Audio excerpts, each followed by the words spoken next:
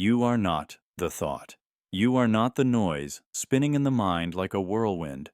You are not the voice criticizing, fearing, remembering, anticipating. You are not the storm. You are the sky, vast, still, unmoved. And somewhere along the journey of being human, we forgot that truth. We began to believe the thoughts that pass through us are us, that the angry thought makes us angry, that the fearful thought makes us weak, that the shameful memory defines who we are. But here's the truth, brutal, freeing, and terrifying all at once. Thoughts are weather patterns, and you are not the weather. You are the space it moves through. Imagine standing on a hill, watching the clouds race across the sky. One moment it's thunder and darkness, the next a clearing, a golden hour, then another wave of gray. But the sky itself? It doesn't chase or cling. It doesn't become the storm. It holds it all. And when you begin to understand this, not just as an idea, but in your bones, you start to see the cage you've been living in. A cage made of thoughts you mistook as your identity. Someone criticizes you. The thought rushes in. I'm not good enough. You feel your chest tighten, your stomach sink, and for the rest of the day, you are that thought. But what if you watched it? What if you noticed it like a bird passing across your window, curious, but not yours to keep? Ah, there's that old fear again, the one that always shows up when I feel seen. And instead of grabbing it, instead of spiraling, you let it go. You return to the sky, to yourself. This isn't spiritual fluff, it's survival. Because most suffering doesn't come from reality. It comes from the mind's interpretation of it. A person leaves you, and your thoughts scream, you'll always be abandoned. You lose a job, and the mind whispers, you're worthless. These aren't truths. These are conditioned echoes, shaped by childhood, by trauma, by a culture addicted to performance and perfection. But the voice of your thought is not the voice of your soul. One is noise. The other is knowing. You may ask, but how do I stop thinking? You don't. The goal isn't silence. The goal is spaciousness, detachment, to watch the mind's theater without becoming its characters. Thoughts will come. Let them. But don't hand them the keys to your sense of self. Don't invite them to stay the night, build a home, and redecorate your beliefs. There's a practice called noting in mindfulness. When a thought arises, you simply note it. Thinking. That's all. No judgment, no story, just a soft acknowledgement. You watch it like a breeze through the curtain, and then return to the present moment. The breath, the body, the world outside the mind's chaos. Here's a real example. Someone once told me about walking through a painful breakup. The thoughts were endless. I wasn't enough. I should have done more. They never loved me. Each thought felt like a punch to the chest, but then, during one night of insomnia, they paused. They said to themselves, these are just thoughts, not reality, not proof, just mental weather. And for the first time in weeks, they breathed. Not because the pain vanished, but because they stopped becoming the pain. They became the witness, and from that witnessing comes power. You begin to see the stories your mind tells, the ones you've believed for years. I'm too much. I'm broken. If they really knew me, they'd leave. And you realize they're not facts. They're narratives. You don't have to kill them. You don't have to fight them. You just stop mistaking them for the truth. Think of a movie playing in a theater. You can cry, laugh, feel rage, but you are not on the screen. You're in the seat, the audience, and your awareness, that silent watcher behind your eyes, is the one observing it all. That's where your peace lives, not in controlling the film, but in remembering you're not in it. This shift doesn't happen all at once. It takes practice, patience. Some days, you'll get pulled in. You'll chase a thought for hours before realizing it's taken you. That's okay. The return matters more than the mistake. Every time you notice the thought and come back to your breath, your body, the present, that's strength. That's awareness. We live in a world that profits off your attachment to thought. Social media algorithms feed you content designed to provoke reaction.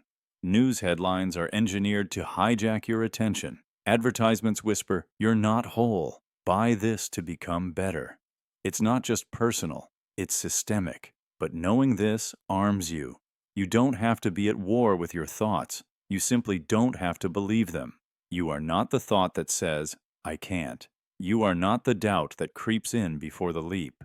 You are not the shame that echoes from childhood wounds. You are the stillness beneath it, the awareness that hears the noise but doesn't cling, that sees the wave but doesn't drown. Start watching. Throughout your day, notice what the mind says. "They're judging me. I'll fail. Nothing ever changes." Don't fight. Don't follow. Just see it. Label it gently. Ah, fear. Ah, story. Ah, old wound. And return to breathe, to the moment, to now. This is not detachment from life, it's presence within it. When you're no longer hostage to thought, you begin to see more clearly. You respond instead of react. You feel emotions without being consumed by them. You live with the mind instead of inside it. You're not meant to silence your thoughts. You're meant to rise above them, like the sky above the storm. The storm may rage, but the sky remains. You are not the thought. You never were. You are the space in which thought arises, dances, and fades. You are the witness, the calm, the container. And in that remembering, you return to your truth, not the noise, not the chaos, not the storm, but the sky, always the sky. And that changes everything. Pain is just construction.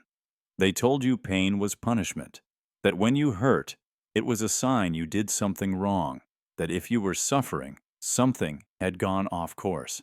But they were wrong. Pain isn't punishment, it's architecture. Every ache, every heartbreak, every sleepless night is a chisel in the hands of something ancient, something that knows exactly how to carve strength into your bones. You are not being broken. You are being built. Think of an old stone cathedral. Before it ever reached toward the sky, it was rubble, jagged, rough stone, and every cut of the mason's hand was violent, sharp, loud, dust in the air. But through the pain, structure emerged, every piece fitted by force, every edge worn into purpose. That's what your suffering is. You are not falling apart. You are falling into place. When life tears through you, when loss leaves you hollow, it's easy to believe the pain is meaningless. But what if it isn't? What if every tear is designing the next version of you, one with more depth, more compassion, more awareness? What if trauma is the blueprint for transcendence? There are people walking among us who've been through unspeakable agony, and they shine, not despite it, because of it. A child who survived war and now leads peace talks. A woman who lost her sight but learned to paint with her fingers and feel the world more vividly than we see it. A man who buried his family, then built a shelter for others who had nowhere to go. These stories don't exist to romanticize suffering. They exist to remind us pain changes form when we allow it to move through us instead of locking it away. Emotional pain works like scar tissue. If you ignore it, it festers. But if you give it space, if you let it ache, then something astonishing happens. Your body, your mind, your spirit begins to adapt. The scar doesn't vanish, but it becomes a symbol, not a sentence. It reminds you that you've been through the fire and walked out carrying embers that now light the way for someone else. Some of the strongest souls you know are not the ones with perfect lives. They are the ones who've seen darkness, sat with it, listened to its silence, and walked away with wisdom. There is no growth without fracture, no strength without resistance, no becoming without pain. Have you ever watched a butterfly struggle to emerge from its cocoon? There's a moment where it seems like it won't make it, where it fights, pushes, falters. And if you help it, if you try to tear the cocoon, it dies. Because it's the fight that makes its wings strong enough to fly. Nature teaches us again and again, struggle is not failure, it's a necessary threshold. So why do we treat our suffering as shame? Why do we hide it, silence it, numb it? The world has sold us the lie that happiness is the goal, that joy is the default. But maybe joy is the reward for depth. Maybe the soul earns its peace through the pain it has endured, not avoided. You are under construction. Every loss, every betrayal, every sleepless night, these aren't demolitions. They are scaffolding, framework, support beams for the person you are becoming. And when it all feels like too much, remember this: even mountains were formed by pressure. Diamonds, too. There's a quiet kind of courage in choosing to stay when everything hurts, in not running, in allowing yourself to feel, to grieve, to sit with the broken pieces without rushing to glue them back. You are not weak for breaking. You are brave for continuing. Pain doesn't mean the universe has abandoned you. Sometimes it means it's investing in you, trusting that you are capable of transformation, that you can carry more than you thought, that your scars will one day be maps for others to follow. And I know this is not comfort. This doesn't make the pain disappear, but it gives it shape. It gives it direction. It means that this suffering, unbearable as it feels, is not empty. It is not pointless. It is part of something larger. There will be days where you feel like rubble, like the weight of your past is too heavy to bear. But listen closely. Deep inside you, the foundation is already forming. You are becoming the cathedral, not just the one who was broken, but the one who was rebuilt. You don't have to be grateful for pain, but you can respect what it makes of you. You can stop asking, "Why me?" and start asking, "What now?" Because pain that isn't processed becomes bitterness, but pain that is honored becomes power. One day, you will look back and see it, the way the suffering sculpted you, the way it forced you to slow down, to pay attention, to shed the things you no longer needed, the way it hollowed you out, not to leave you empty, but to make space for something new. And maybe, just maybe, the very parts of you that hurt the most are the same parts that are growing. That's the paradox. The wound is not the end of the story. It's the beginning of a new structure. You are not what happened to you.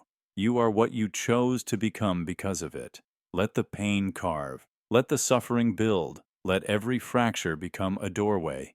And when the dust settles, you will not be the same. You will be something stronger, something wiser, something true. Pain is not the enemy. It's the engineer. You're not breaking down. You're being built. Growth hides inside discomfort. There's a moment, fleeting but potent, right before we break. That moment when your chest tightens, your breath shortens, and the voice in your head screams to stop, to quit, to run. That is the doorway. And behind that doorway hides the very thing you're searching for: growth, transformation, awakening. But it doesn't come gift-wrapped in clarity or comfort. It arrives dressed in fire. Growth hides inside discomfort. And discomfort is the threshold between who you were and who you're becoming. Most people never cross it. They hover near the heat, feel the sting of challenge, and retreat to safety. But here's the brutal truth. Every time you retreat from discomfort, you reinforce a version of yourself that cannot evolve. You trap yourself inside yesterday's limits. Think of the butterfly. Inside the cocoon, it isn't resting. It's dissolving. The caterpillar literally digests itself, breaks down into a biological soup, and rebuilds. That chaos, the utter dismantling of what was, is what gives birth to flight. And yet, from the outside, it looks quiet, harmless. But on the inside, it's a storm of transformation. Discomfort is your cocoon. And yes, it's messy. It will tear at your sense of identity. It will leave you breathless and raw. But that's not failure. That's the anatomy of change. Let's talk about the gym. Simple, physical discomfort. When you lift a weight heavy enough, your muscle fibers tear microscopically. That pain you feel, that soreness the next day, it's not a signal to stop. It's a sign that your body is preparing to rebuild, stronger. If you never feel the burn, you never grow. That principle applies far beyond fitness. Emotional growth works the same way. You can't build resilience in peace, Courage doesn't grow in calm.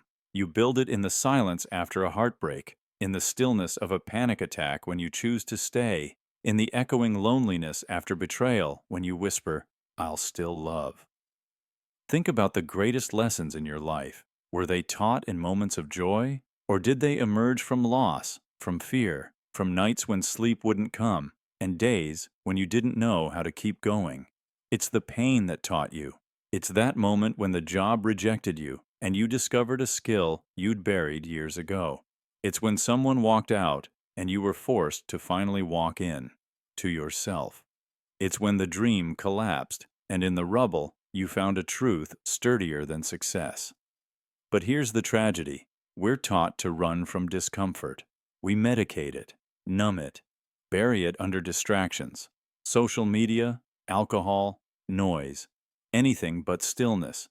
Anything but truth. We've confused comfort with safety. But growth, real, irreversible growth, asks you to sit in the fire, to let it melt the parts of you that no longer serve, to surrender what's familiar in exchange for what's true. There is a moment in every person's life when they hit the wall, not a metaphorical wall, a real one. Exhaustion, doubt, fear.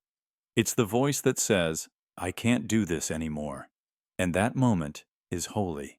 Because right after that sentence, right after the deepest urge to quit, comes something else, comes the rise. Ask anyone who has climbed out of trauma, rebuilt from rock bottom, overcome addiction, survived loss. They'll all tell you the same thing. The breaking point was the beginning. It didn't feel like it then. It felt like death. But it was rebirth in disguise. Why? Because discomfort clears the illusions.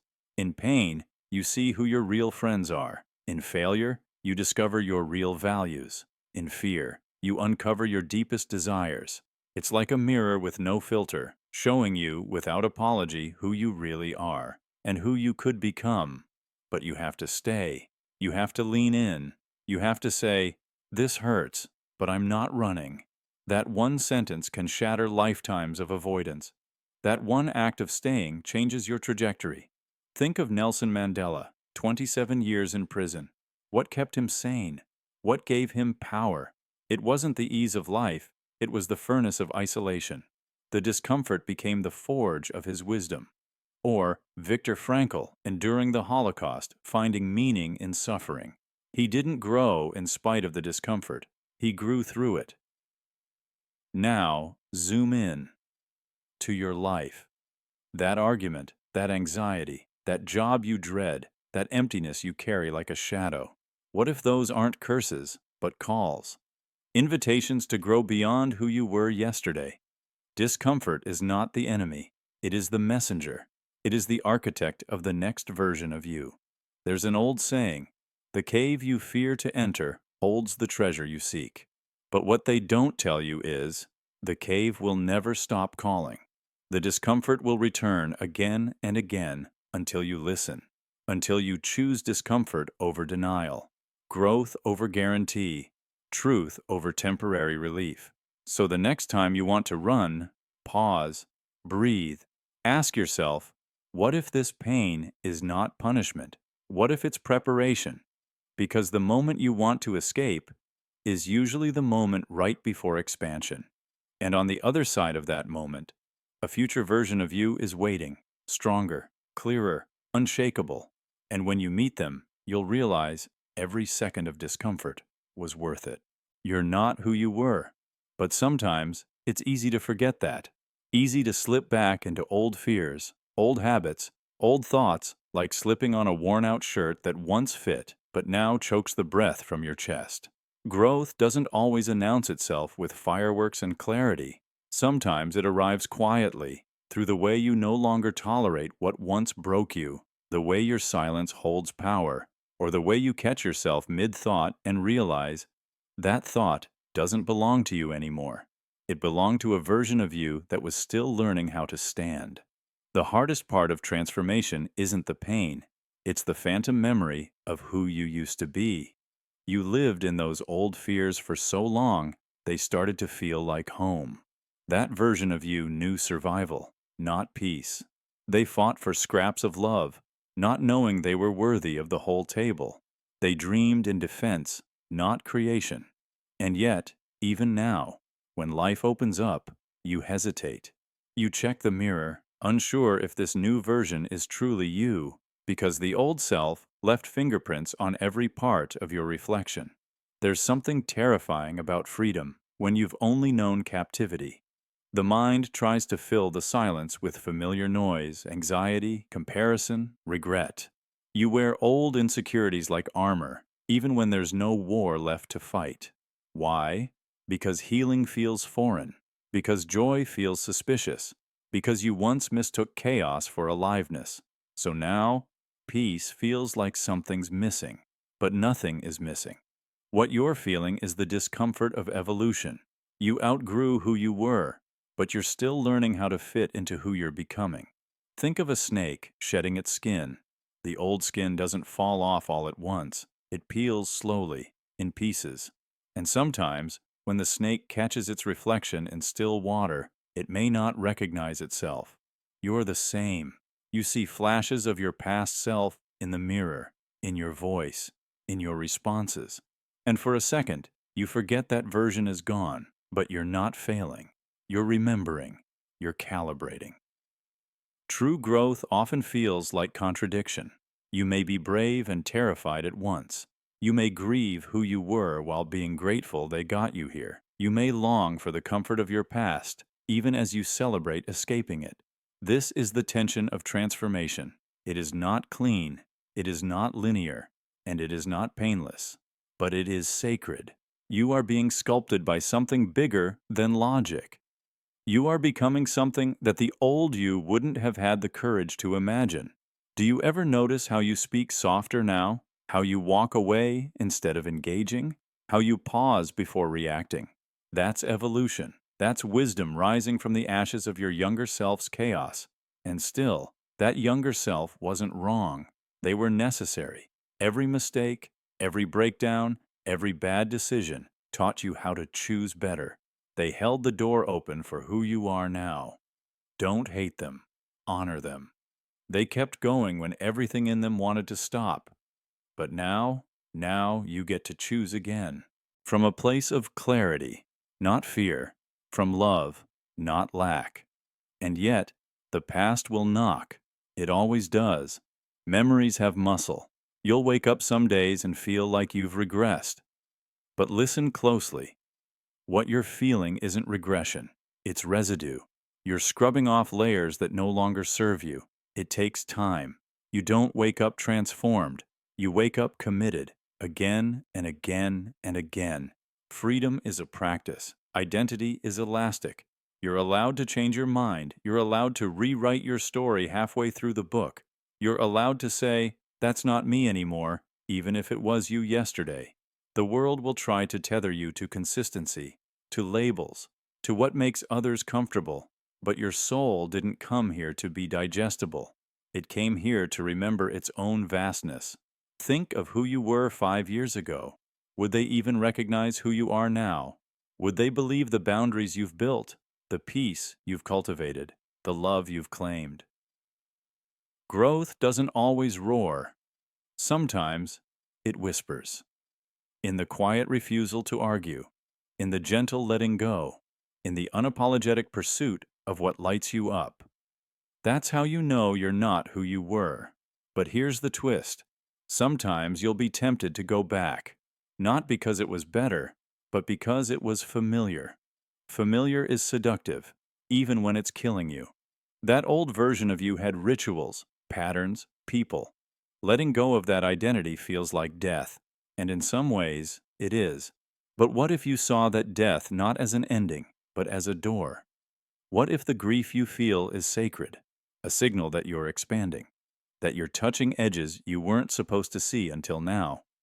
You may find yourself in places where you don't recognize your own reactions, where you say things the old you would never say, where you walk away when the old you would have begged to stay. That's not coldness. That's growth. That's clarity. That's the embodiment of lessons you prayed to understand. And yes, some people will miss the old you, because the old you made them comfortable. But you weren't born to shrink so others could breathe easier. Let them go. Let the old self go. Let the idea that you must always be who you've always been go.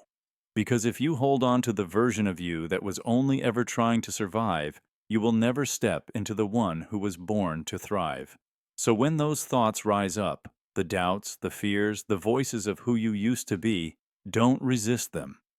But don't obey them either. Just smile and say, "Thank you for getting me this far, but I'm walking from here." This moment, the one you're in right now, it's not random.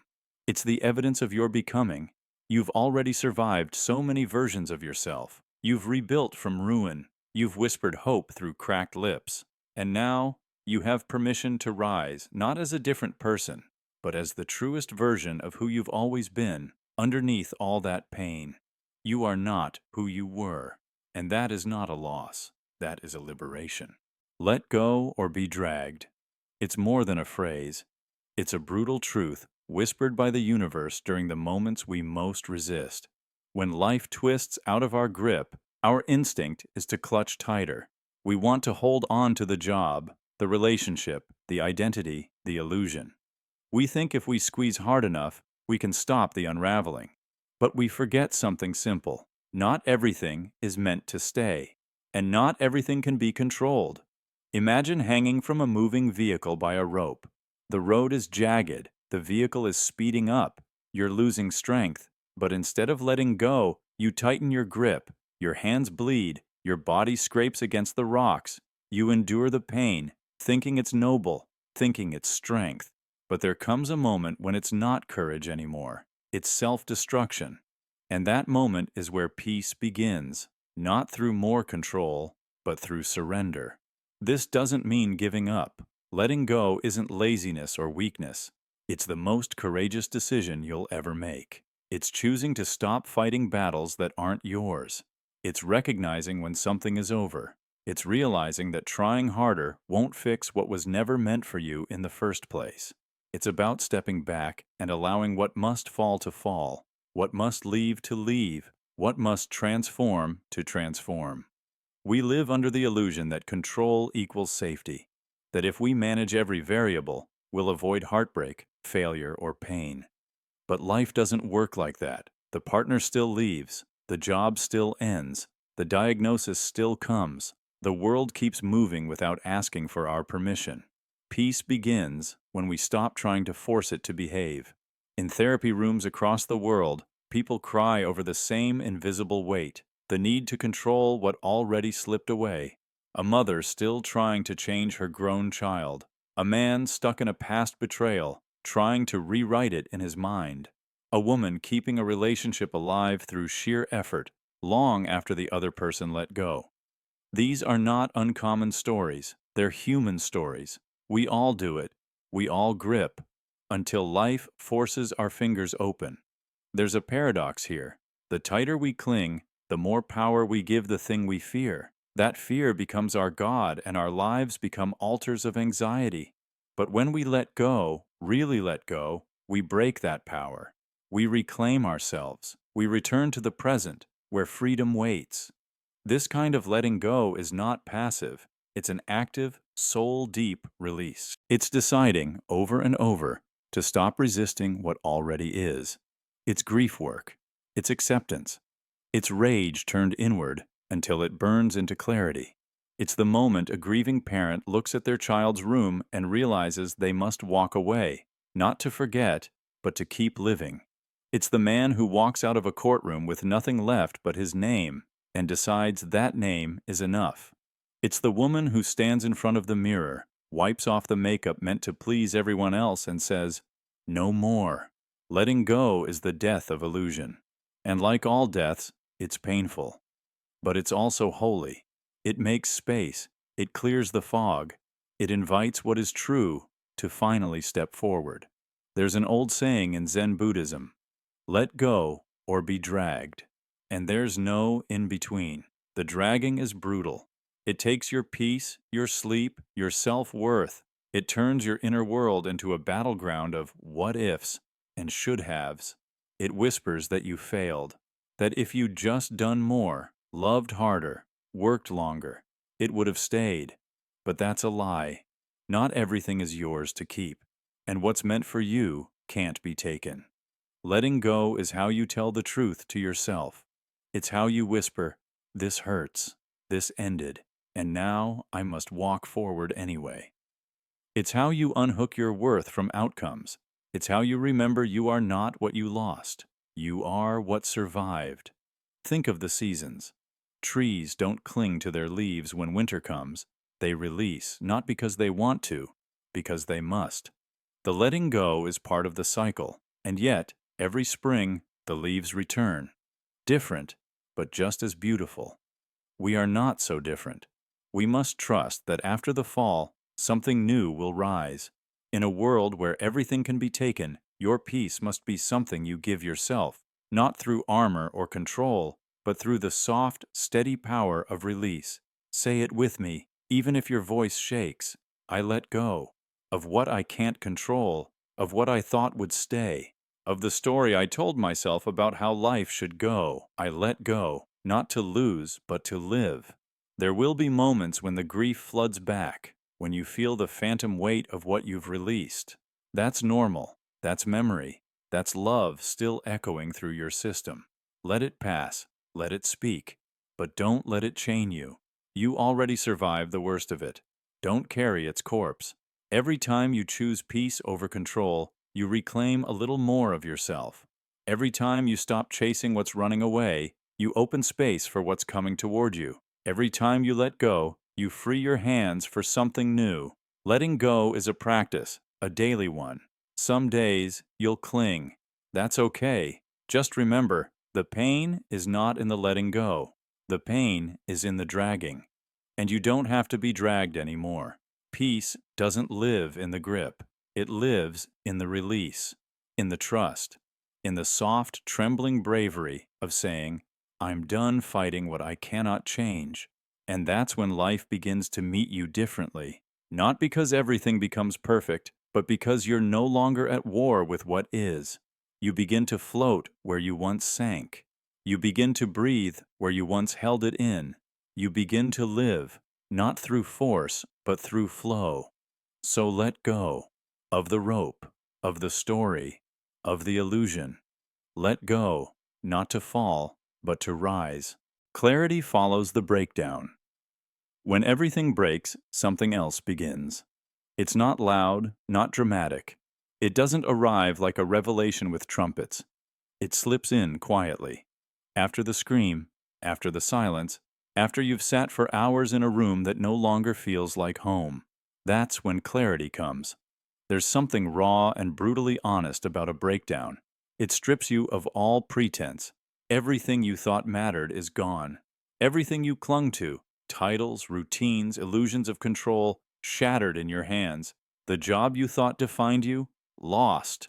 The relationship you thought would save you, ended. The dream you swore you were chasing, dead in the water. And you're there, sitting in the ruins, blinking through the dust. But here's the part we don't talk about enough. Those ruins reveal things the perfect walls never could. When we break, we see. Not immediately. First, there's pain, waves of it.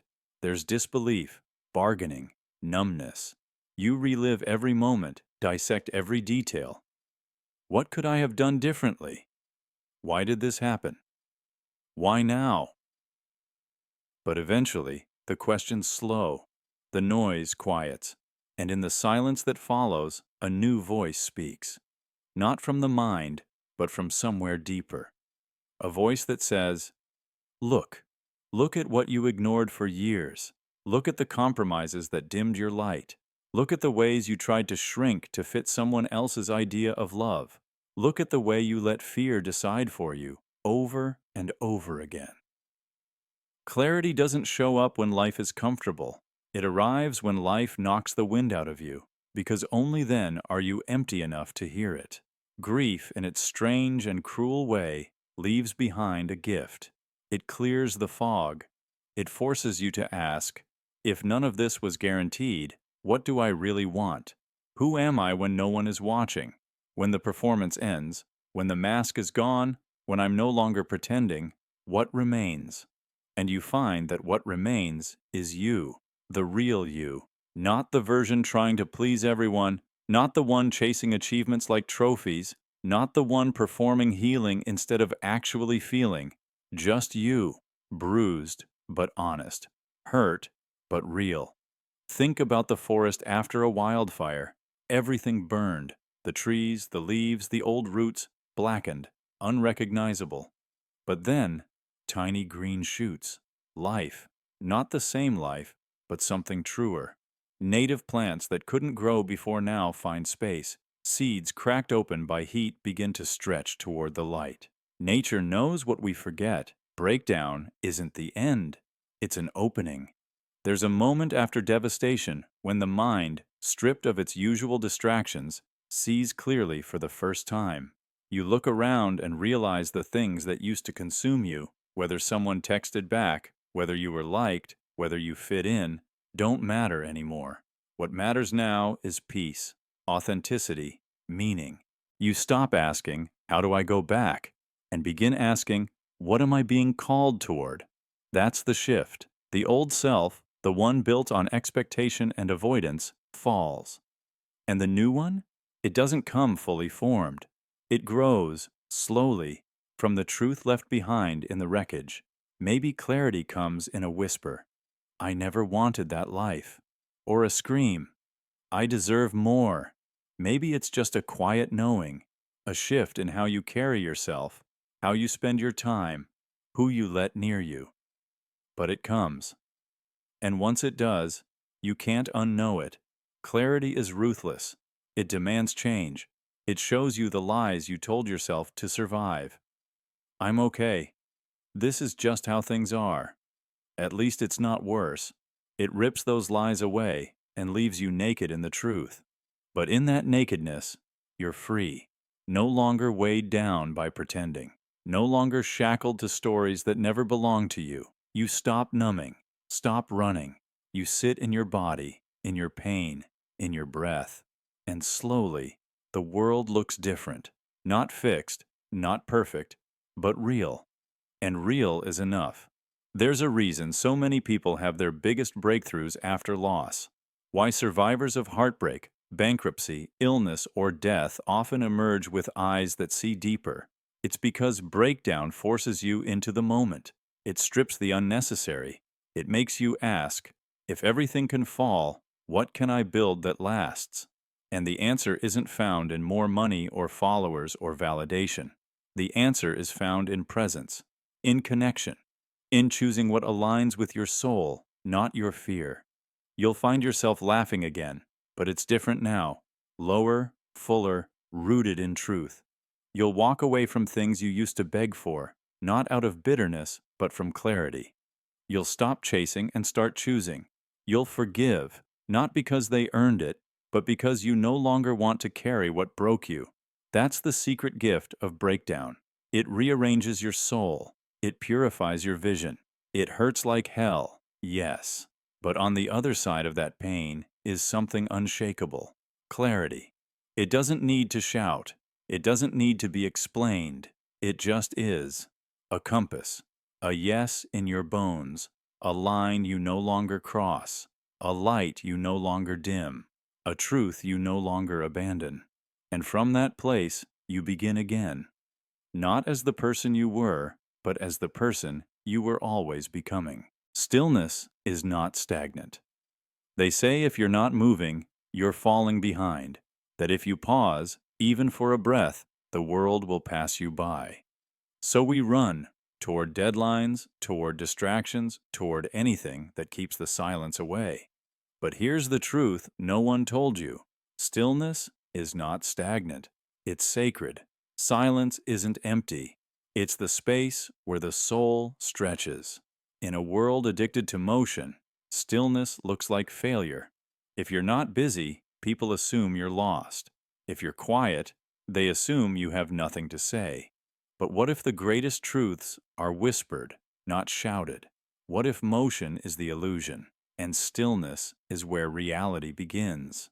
You can't hear a heartbeat in a storm. You can't see your reflection in rushing water. But in stillness, True stillness, you see yourself clearly, not as the world defines you, not as your past shaped you, but as you are, beneath the masks, beneath the noise, beneath the hustle. We confuse stillness with laziness, or apathy, or even weakness. But nothing could be more wrong. Stillness is active. It takes courage to sit in silence when the world is screaming for attention. It takes strength to pause when everything around you demands urgency. Stillness is not the absence of movement. It's the presence of awareness. Have you ever stood at the edge of a forest in winter? There's no sound, no flutter, no wind, just the hush of snow resting on branches, the quiet of frozen breath. And yet, beneath the soil, life is preparing. Roots are growing deeper. Seeds are slowly shifting. Nothing is wasted. That is the stillness of becoming. We live in a time where motion is worshipped. More followers, more likes, more tasks, more hustle. But in chasing more, we forget the depth of enough. We forget that a seed doesn't grow faster because you dig it up every day. It grows in quiet, in the dark, in stillness. Sometimes you need to stop not because you're weak, but because you're wise. Because the answers you seek aren't in the noise, they're in the space between. That space, that pause, is where intuition lives, where insight flickers like candlelight, where healing begins. The most transformative moments in your life may not come with fireworks. They come in silence, in the moment after the breakdown, where you sit on the floor with nothing but your breath, in the long stare at the ceiling when sleep won't come, in the quiet drive home when you realize you can't keep living the same way. That is stillness. That is truth. And it does not mean you're lost. It means you're finally listening. You don't need to fix everything today. You don't need to speak to be heard. You don't need to move to make progress. Stillness teaches you that presence is power, that the most grounded tree still grows taller than the ones that sway with every wind. We are taught to chase timelines, to perform, to keep up. But some of the most powerful things in nature move slowly.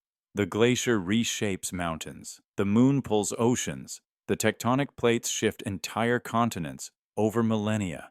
There is strength in the slow, in the quiet, in the still. Sometimes we run because we're afraid of what we'll feel if we stop. But stillness isn't emptiness. It's exposure. It's the moment we meet ourselves without distraction. It's where the old wounds rise and the hidden dreams resurface. And yes, that can hurt. But it's also where the real work begins. Stillness is not about doing nothing. It's about doing one thing fully. Breathing, feeling, existing. That's where healing hides. That's where clarity waits. You don't need more speed. You need more presence. Look at the ocean when it's calm. That glassy surface hides unimaginable depth. Just because something looks still doesn't mean it lacks power. Some storms are silent. Some revolutions start in solitude. Stillness is where transformation loads its slingshot before the leap. The world will keep moving. Let it. You are not required to match its chaos. You are allowed to go slow. You are allowed to pause. You are allowed to rest in the knowing that your becoming does not depend on how loudly you live, but on how deeply you listen.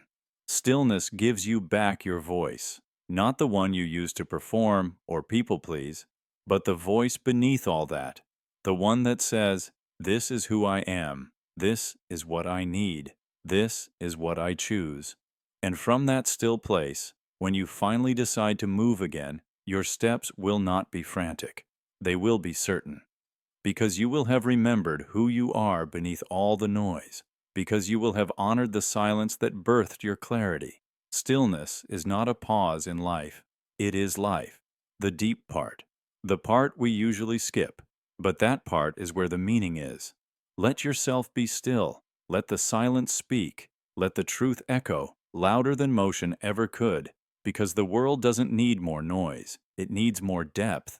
And you don't need to be faster. You just need to be here, now, fully. You'll keep repeating until you learn. There's a reason the same patterns keep showing up in your life. the same arguments, the same heartbreaks, the same silent rooms filled with the same fears. It's not coincidence, it's curriculum. Life is not punishing you, it's trying to teach you, and until you learn, it will repeat the lesson over and over again. You'll keep repeating until you learn. Most people think time moves in a straight line, that we experience something once, then move on. But real growth doesn't work like that. Life moves in cycles, spirals. You circle the same mountain until one day, you finally climb it. Look back. That relationship that mirrored the one before it. That boss who reminded you of your father. That mistake that keeps reshaping itself in different forms. These are not random. They are echoes. Echoes of what you haven't yet faced. Patterns that arise from the subconscious scripts you inherited, adopted, or built from pain. And the universe, whether by divine design or psychological inertia, doesn't let you walk away unchanged. If you ignore the lesson, it comes back louder. If you numb it, it waits patiently. If you fight it, it sharpens its edges. Because evolution doesn't happen by chance. It happens through conscious recognition. Repetition becomes evolution when you finally whisper back, "I see it now." Think of someone who jumps from relationship to relationship, always blaming the other person. They were too cold, too controlling, too distant. But the truth, the uncomfortable, piercing truth, is that each of those partners revealed a deeper truth about what that person hasn't healed. Their own fear of abandonment, their own refusal to be vulnerable, their own need to control love to feel safe. Until that is seen, the pattern continues. Or someone who keeps losing jobs. That boss was toxic. That company didn't value me. But the echo reveals something else, a deep fear of being seen, or a lack of self-worth that sabotages every opportunity. And life, patient as it is, brings back the same test in a new form until the student awakens. Because you are both student and subject. Life doesn't test you to break you. It tests you to reveal you. Sometimes we think we've escaped a cycle. We move to a new city, end the relationship, change careers. But the lesson isn't tied to the scenery. It's tied to your soul. It travels with you until you unpack it, until you examine the patterns with brutal honesty and say, "What is life trying to teach me here?" And it's not always grand, cosmic realizations. Sometimes the lesson is as simple as, you deserve respect. Your worth isn't determined by others. You're allowed to set boundaries. You don't have to prove your value by sacrificing your peace, but those truths won't take root until you feel them in your bones, until you stop waiting for someone else to change and begin changing the way you show up. That's when the echo softens. That's when the cycle breaks. It's painful to admit that we are the common denominator in our suffering, that maybe we are not cursed, but unconscious. But this moment, this exact one you're in, is a choice. You can either brace for the next repeat or begin asking the question that changes everything. What is the pattern trying to teach me? There's a story in every scar, a message in every mistake. If you listen closely enough, the repetition becomes revelation. Think of trauma as a teacher, not because you deserved it, not because it was fair, but because what you do next with that pain will shape the rest of your life. Do you become bitter, or do you become better? Do you repeat what hurt you, or do you become the one who ends the cycle? That's the power you hold, to break what broke you. But first, you must see it. You must recognize the familiar voices in unfamiliar faces. You must notice how your body tenses at kindness or relaxes in chaos. You must become so self-aware that you can no longer pretend not to know. Because the universe is not interested in your comfort. It's interested in your becoming. And becoming, that takes vision. It takes pain. It takes realizing that your story is not fate. It's a draft. And you hold the pen. You'll keep repeating until you learn. But the moment you do, everything shifts. The people you attract change. The choices you make evolve. The thoughts you tolerate fade.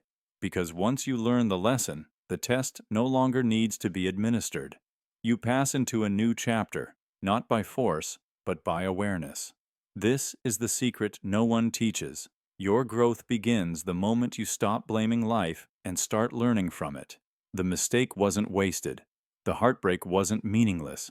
The silence was part of the song. You were being shaped, slowly, through repetition, into someone who no longer runs from the mirror, but studies it, who sees the pattern, and instead of cursing it, thanks it, because it brought you here, to the brink of breakthrough, to the lesson that whispers, you were never broken, you were becoming. And now, maybe, finally, you're ready to learn. Control is the illusion. Of all the myths we cling to, control may be the most seductive. The belief that if we just plan hard enough, try long enough, grip tight enough, we can bend life to our will, that we can avoid heartbreak, prevent failure, predict what will come. But the truth, the quiet, brutal, liberating truth is this: control is the illusion. And the harder you hold on, the more life slips between your fingers. You can trace this lesson in every shattered expectation, every perfectly laid plan that fell apart, every relationship you tried to save by sacrificing yourself, every job you thought would bring security but only brought exhaustion, every moment you thought you were safe, only to realize you were never steering the wheel to begin with, because the universe does not respond to control, it responds to participation, to presence, to trust. And trust can only exist where control ends. We are taught from a young age to manage, to calculate, to predict. That certainty is strength. That control is safety. That surrender is weakness. But what if that's all backwards? What if the very things we label as chaos are simply life operating beyond our comprehension? What if the storm you're trying to avoid is actually clearing the path you couldn't see? The need to control is born from fear. Fear of loss, fear of pain, fear of the unknown. But trying to dominate life is like trying to stop a river with your hands. You can block it for a moment, divert it slightly. But eventually, the current wins. Not because it's cruel, but because it's honest. Because flow is how nature moves. And we are not separate from that nature. We are made of it. Think of the greatest turning points in your life. Were they planned, or did they arrive in chaos? In endings that broke you open, in detours you didn't ask for? We rarely choose the events that shape us, but we do choose what we become through them. And that power, that agency, has nothing to do with control. It comes from surrender, from dancing with what is, instead of clinging to what was. This doesn't mean passivity. Surrender isn't giving up, it's showing up, fully, without the illusion that you can manipulate every outcome. It's learning to hold reality with open palms. It's acting with intention, but without attachment. It's making space for mystery, for surprise, for grace. Because sometimes the most powerful thing you can do is let go of the fight. But letting go feels like death. Because ego equates control with identity. We think, if I lose this plan, this person, this path, who am I? But you are not your control. You are not your strategy. You are not your outcomes. You are the awareness beneath them. You are the stillness that watches it all rise and fall. And in that stillness, in that release, there is peace. Not the peace of perfection, but the peace of presence. The mind resists this. It wants to categorize, to label, to know. But the soul thrives in the unknown. The soul grows in surrender. The soul remembers that water wears down mountains not through force, but through patience. It moves not by defiance, but by flow. And when you stop resisting what is, when you say yes to the unfolding, you stop surviving and start living. Control says, I must know what comes next. Surrender says, I will meet what comes next with truth. Control says, I can't lose this. Surrender says, if it leaves, it was never mine. Control says, I must fix everything. Surrender says, not everything is mine to carry. And here's the most humbling part. Some of the greatest relief, the greatest healing, the greatest breakthroughs you will ever experience will only arrive after you let go. After you stop gripping the edges of what's crumbling. After you stop swimming against the current and finally let it carry you. Not because the river is perfect, but because it's honest, because it knows where it's going, even when you don't. Imagine you're holding a rope tied to a heavy weight. You've been dragging it for years. The rope burns your hands, your shoulders ache, but you keep going because you think if you just try harder, you can carry it to safety. But maybe the lesson isn't in the dragging. Maybe the lesson is in the release. Maybe the strength isn't in your grip. It's in your ability to trust that what is yours will remain, and what is not will flow away. There is no final control, not over time, not over others, not even over your own evolution. Life peels you layer by layer. It reroutes you without permission. It demands honesty. It cracks illusions. And it is only when you surrender to that flow that you find the kind of power control could never give you, the power of alignment, the power of presence, the power of peace not tied to outcomes, but rooted in being. So if you find yourself tired, anxious, tight-fisted with the reins of your life, pause, breathe, ask yourself, what am I gripping that no longer fits? What am I trying to force that no longer flows? What would happen if I trusted myself enough to let go? You will not drown. You will not disappear. You will not collapse. You will return to a version of yourself that is softer, wiser, more fluid. You will learn that surrender doesn't mean defeat. It means trusting the current of life more than the panic of your ego. It means learning to swim with the river, not against it. And in doing so, discovering the truth you were never meant to forget. You were never here to control the river. You were here to become the river. Beliefs are borrowed scripts. Most of your deepest convictions aren't yours. That's the uncomfortable truth nobody tells you. They weren't carved by your soul. They weren't chosen with clarity. They were absorbed, handed down like heirlooms you didn't ask for, whispered into your mind before you could form a single thought of your own. Beliefs are borrowed scripts, written by someone else's fear, culture, trauma, religion, school system, or survival instinct. And yet, you live them out as if they were your own. The child doesn't choose what to believe. The child listens, observes, absorbs. When a parent says the world is dangerous, the child carries that fear like armor. When a teacher says they're not smart enough, that echo becomes a lifelong narration. When a society says, you must look like this, love like this, live like this, the mind doesn't question. It conforms. That's how programming begins, not with awareness, but repetition. And the brain, loyal as ever, records it all.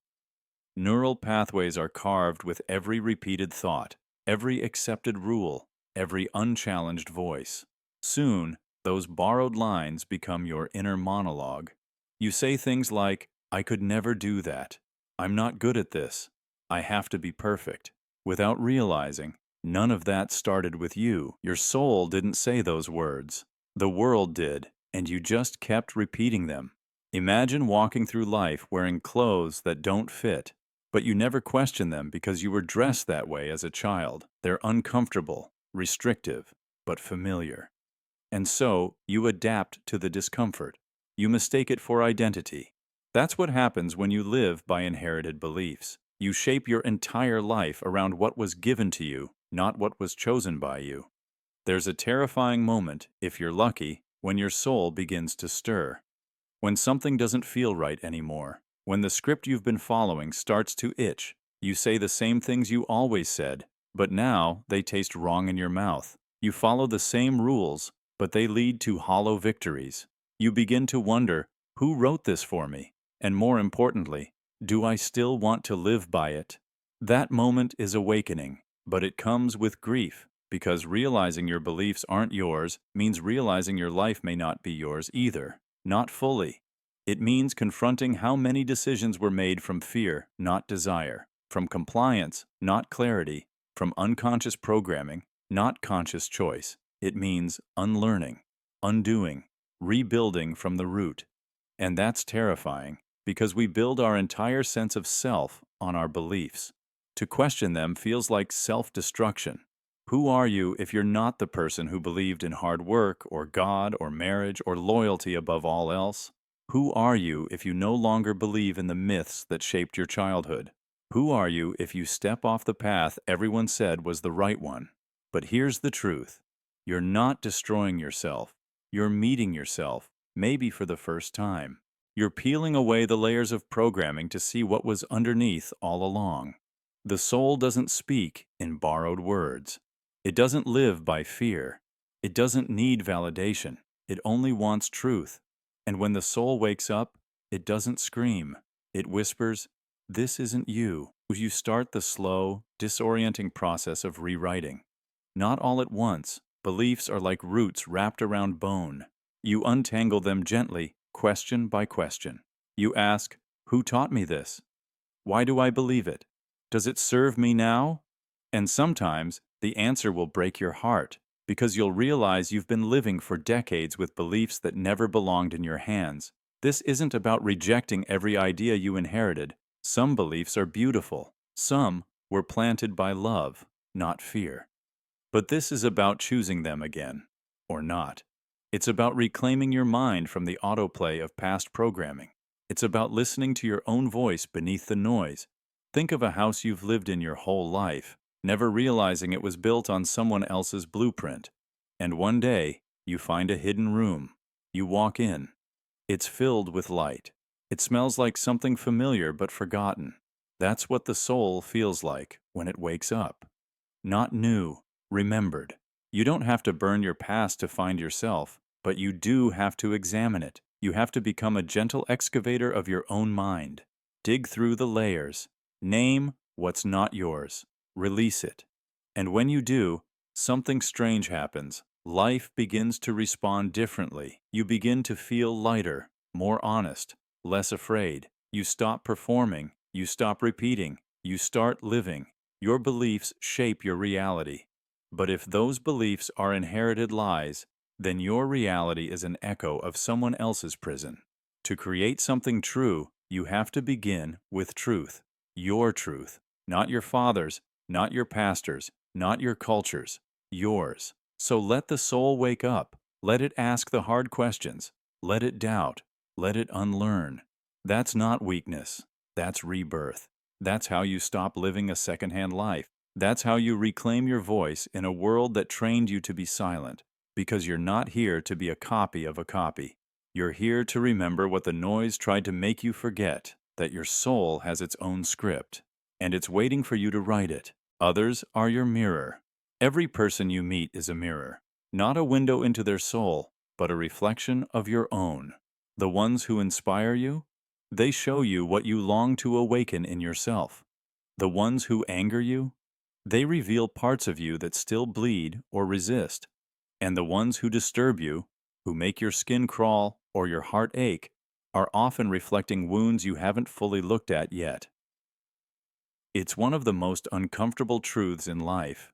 What we react to in others usually says more about us than it does about them.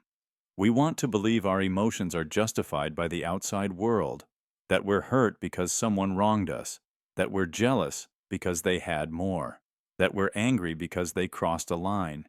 And sometimes, yes, people behave in ways that are cruel, unfair, even unforgivable. But beneath the surface of that interaction lies something deeper, a message, a mirror. Let's say someone criticizes you and you feel rage, not just irritation, but something that spikes, hot and heavy. What are they reflecting? Maybe a voice from your past, an authority figure who made you feel like you were never enough. Maybe they're touching a bruise you forgot was still there. The mirror isn't them. It's the feeling they awakened. It's what the moment reveals about where you still carry pain, pride, fear, or longing. And the reverse is true too. That person you admire, who seems so confident, so alive, they aren't separate from you. You notice their light because it matches something inside you, even if it's dormant, even if it scares you. That inspiration isn't about them. It's your soul remembering its own potential. Mirrors aren't always kind. Sometimes they crack us open. Someone's success makes you bitter. Someone's freedom makes you insecure. Someone's silence makes you feel invisible. And your first instinct might be to judge, to say, they're arrogant, they're fake, they're selfish. But the deeper question is, what part of me feels unseen, unwanted, unworthy? This doesn't mean every person is a perfect reflection. It doesn't excuse cruelty or justify staying in toxic relationships. Some people are not safe. Some people project their pain onto others and call it love. But even then, even in your decision to walk away, you can ask, why did I stay so long? What story was I still believing about my worth? What need was I chasing in someone who couldn't meet it? The mirror isn't about blame. It's about awareness. The truth is, we attract people into our lives based on frequency. If you believe, deep down, that you have to prove your worth, you'll find people who keep you chasing it. If you believe love must be earned, you'll find partners who make you work for scraps. But when you begin to love the parts of yourself you once ignored, your softness, your rage, your wildness, your stillness, you stop needing mirrors to scream your lessons. People still reflect you, but now they reflect growth, wholeness, integrity. Because your relationship with yourself is evolving.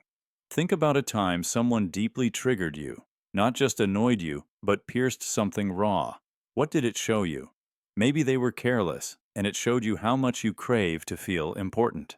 Maybe they were cold, and it showed you how much warmth you long to give and receive. Maybe they rejected you, and it mirrored the part of you that still believes rejection is proof you're unlovable. The moment wasn't just pain, it was information. And what about the people who heal you just by being themselves? Who hold space for you? Who remind you it's okay to be both strong and soft? Those people are mirrors too. They reflect what's possible. They show you what it looks like to walk through the world without apology. And if you see them clearly, you'll notice the qualities you love in them are waiting to be claimed in you. There's a sacred discomfort in this awareness, because it means no more hiding behind the idea that it's all them. It means looking into the eyes of the people who shake you and asking, what are you trying to show me about myself? It means seeing criticism as a clue, not a curse. It means letting inspiration change you, not just awe you. It means holding your triggers not as shame, but as signposts. Invitations, echoes of something asking to be seen. When you walk through the world this way, every encounter becomes sacred. The rude stranger in traffic, a mirror of your rush, your resistance to being slowed down. The friend who always talks over you, a mirror of where you still struggle to claim space. The lover who loves you just as you are, a mirror of the love you're finally learning to give yourself. Of course, this doesn't mean everything someone does is your responsibility. Some reflections are distorted. Some people are operating from unhealed trauma, and they lash out not because of you, but because of what they haven't dealt with. The mirror doesn't always mean you are that. Sometimes it means you allow that. You need to respond differently to that, or you can grow past that. But still, the pattern remains. We are surrounded by fragments of ourselves, walking around in other bodies. And the more we own that, the less we're enslaved by our reactions. The less we project, defend, and deflect. The more we breathe, pause, reflect, and evolve. So next time someone inspires you, ask, what are they reminding me I'm capable of? Next time someone angers you, ask, what part of me feels threatened, unheard, or unseen? Next time someone disturbs your peace, ask, what truth am I avoiding and why? These aren't easy questions, but they're powerful ones. And if you answer them honestly, you'll begin to reclaim your power, one reflection at a time. Others are not separate from you. They are your mirror. And when you learn to see that, not just conceptually, but viscerally, you become unshakable. Because you're no longer running from your shadows or chasing your light, you're standing in it. All of it, fully. Forgiveness sets you free. First, forgiveness is a word we throw around easily, like it's just another thing you check off a list to be a good person. But in reality, forgiveness is one of the most difficult, most misunderstood, and most necessary acts of self-liberation. Because here's the truth: forgiveness sets you free first, always. We think forgiveness is a gift we give to others, a pardon they must earn. But it isn't. It's the key that unlocks your own cell. It's the moment you stop drinking poison hoping they'll feel the pain. It's the decision to no longer let your wounds speak louder than your voice. You may carry memories so sharp they still draw blood, a betrayal so deep you don't know where it ends and you begin. Words that were said to you, about you. A moment you should have been protected, but weren't. These things feel permanent, like anchors welded to your spine. But what if I told you they don't have to be? Forgiveness is not forgetting. It's not saying what happened was okay. It's not pretending you weren't hurt. In fact, forgiveness is only possible when you fully admit how deeply you were wounded. It's when you look at the scar and say, "This happened, and still, I choose not to let it define me." Because holding on to anger feels like control. It makes us feel powerful, like if we stay mad enough, they'll finally understand what they did. But most of the time, they don't, and they won't. They sleep just fine while you lie awake rehearsing the pain. You don't need their apology to begin your healing. Read that again. You don't need their remorse, their guilt, or their change of heart. They may never acknowledge your pain. They may never show growth, but you don't have to carry them with you anymore. Think of your anger, your resentment, your grief as chains, and forgiveness as a bolt cutter. Not for them, for you. Because every time you replay that memory, you reopen the wound, you relive the injustice, and the one who hurt you continues to live rent-free in the most sacred part of you, your peace. You deserve more. Imagine a prisoner holding the key to their own cell. Imagine they don't know it. They rattle the bars, scream for release, wait for justice. But the door was never locked. Forgiveness is that key in your hand. You've always had it. This doesn't mean you allow toxic people back into your life. Forgiveness isn't about reconnection. It's about release. It's about no longer handing your energy, your thoughts, your power to the person who violated your trust. You don't forgive because they're worthy. You forgive because you are. And sometimes the person you need to forgive is yourself. For not seeing it sooner, for staying too long, for the things you did when you were in survival mode. You were doing the best you could with what you had. Self-forgiveness isn't weakness. It's the beginning of wholeness. You cannot heal while waging war on your own heart. There's a misconception that forgiveness is a one-time event, but the truth is, it's a process. Some days you'll feel free. Other days, the weight returns. That's normal. You're not failing. You're untangling years of pain, strand by strand. Forgiveness is not linear. It's a practice, a choice you may have to make again and again until it sticks, and it will. The brain rewires through repetition, and the more you choose peace over bitterness, the more natural it becomes. Eventually, that person won't have power over your emotions anymore. Eventually, their name won't cause your chest to tighten. Eventually, you'll remember what happened, and it will no longer control you. Forgiveness is not about the past. It's about the future, your future. Do you really want your next chapter written by the one who hurt you in the last one? Or will you pick up the pen and start telling a new story? We all carry pain. We've all been wronged. But we don't all have to carry it forever. The heaviest burdens aren't the ones placed on us. They're the ones we refuse to put down. Forgiveness is how we drop them, not because they're light, but because we are tired, and because healing weighs less. There's strength in softness, power in letting go. It doesn't mean you forget. It means you choose to rise anyway. Forgiveness is for your nervous system, your sleep, your breath, your future relationships, your dreams. It's not weakness, it's wisdom. You don't need their apology. You don't need their shame. You don't need the perfect closure scene.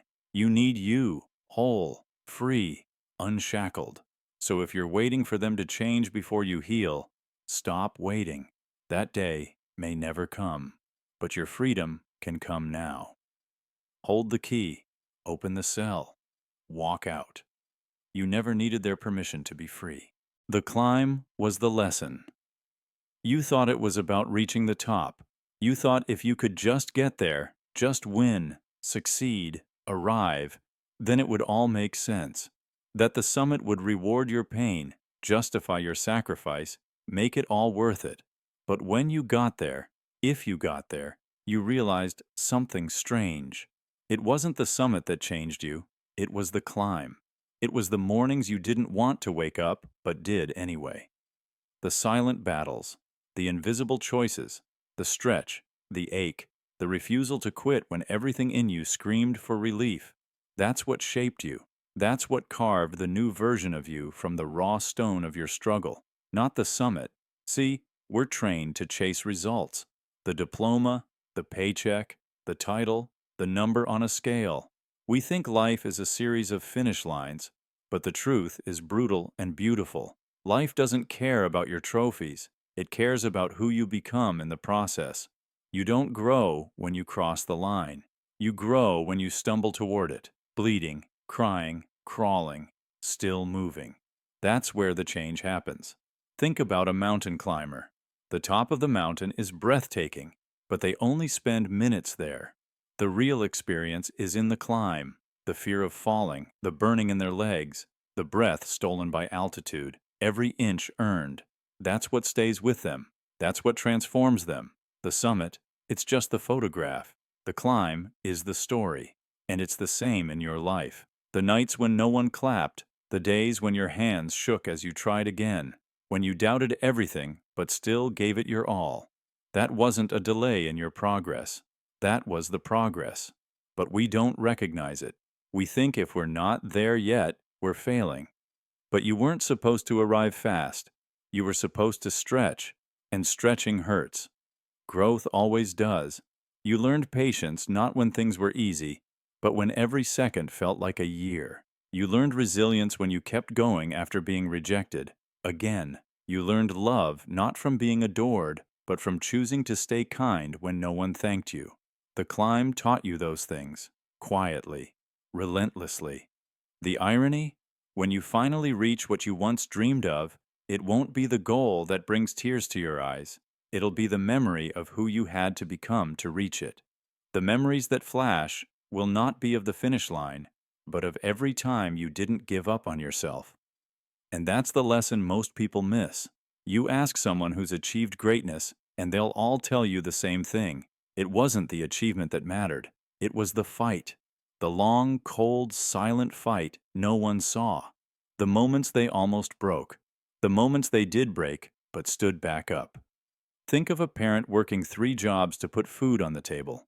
Their victory isn't some fancy milestone. It's every exhausted evening they kissed their child's forehead and said, "We're okay."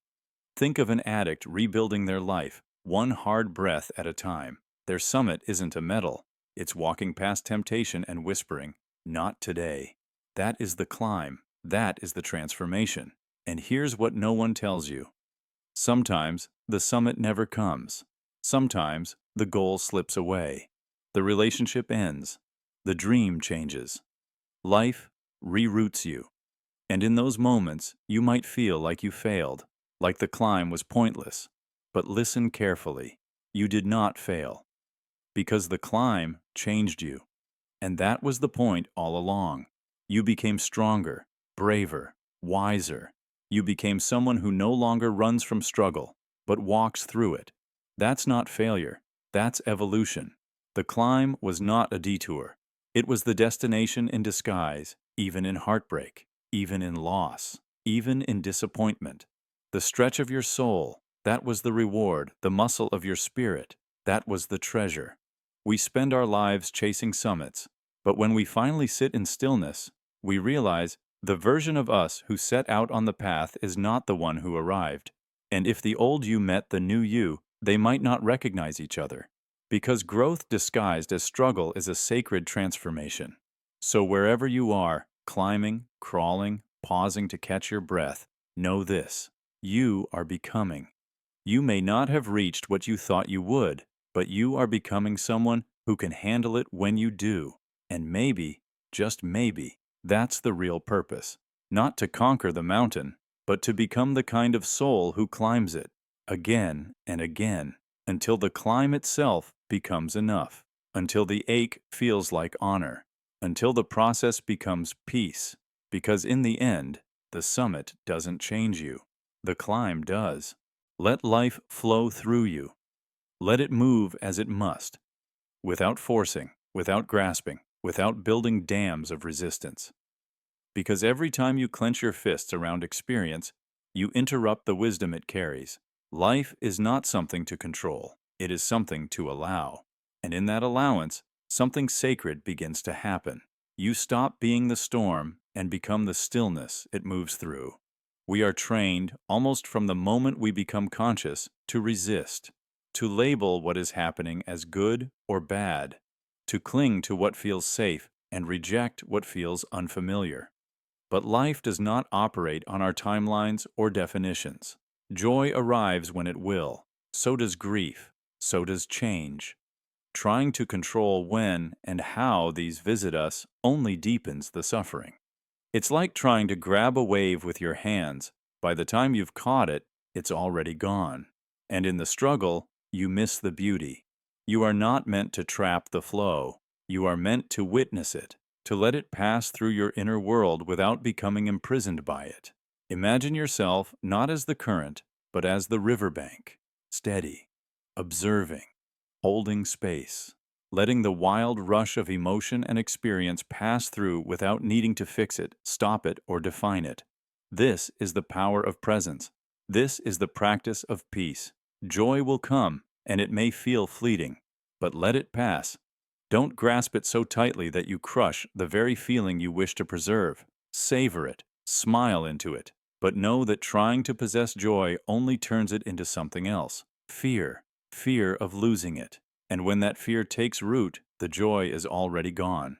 Pain will come too. It always does. And when it arrives, your first instinct may be to push it away, to numb it, to fight it, to scream, "Why me?" But pain is not here to break you. It's here to move something, to clean something, to reveal something. Not because the universe is cruel, but because pain carries messages in a language only silence can translate. When you let pain pass through you, when you stop resisting and simply feel, you allow it to do what it came to do, open you. Resisting life does not protect you, it only stiffens you. It makes you brittle, fragile. A single crack, and you shatter. But when you allow yourself to flow, when you trust life's movement through you, you become supple, resilient, like reeds in the wind. You may bend, you may weep, but you do not break. And still, this is not easy. It is a discipline, a remembering. You'll find yourself resisting again and again. You'll think, "I need this to go my way." But life does not answer to your preferences. It answers to your presence, to your willingness to be with what is, not just with what you like. The more you practice allowing, the more you discover something incredible. Life is far more intelligent than your plans. Every detour, every delay, every dismantling was working for you. Let life teach you. Let it whisper in joy, shout in loss, dance in boredom. Let it come in forms you don't understand, because even confusion is sacred. Even silence is sacred. You are not here to decipher everything. You're here to experience.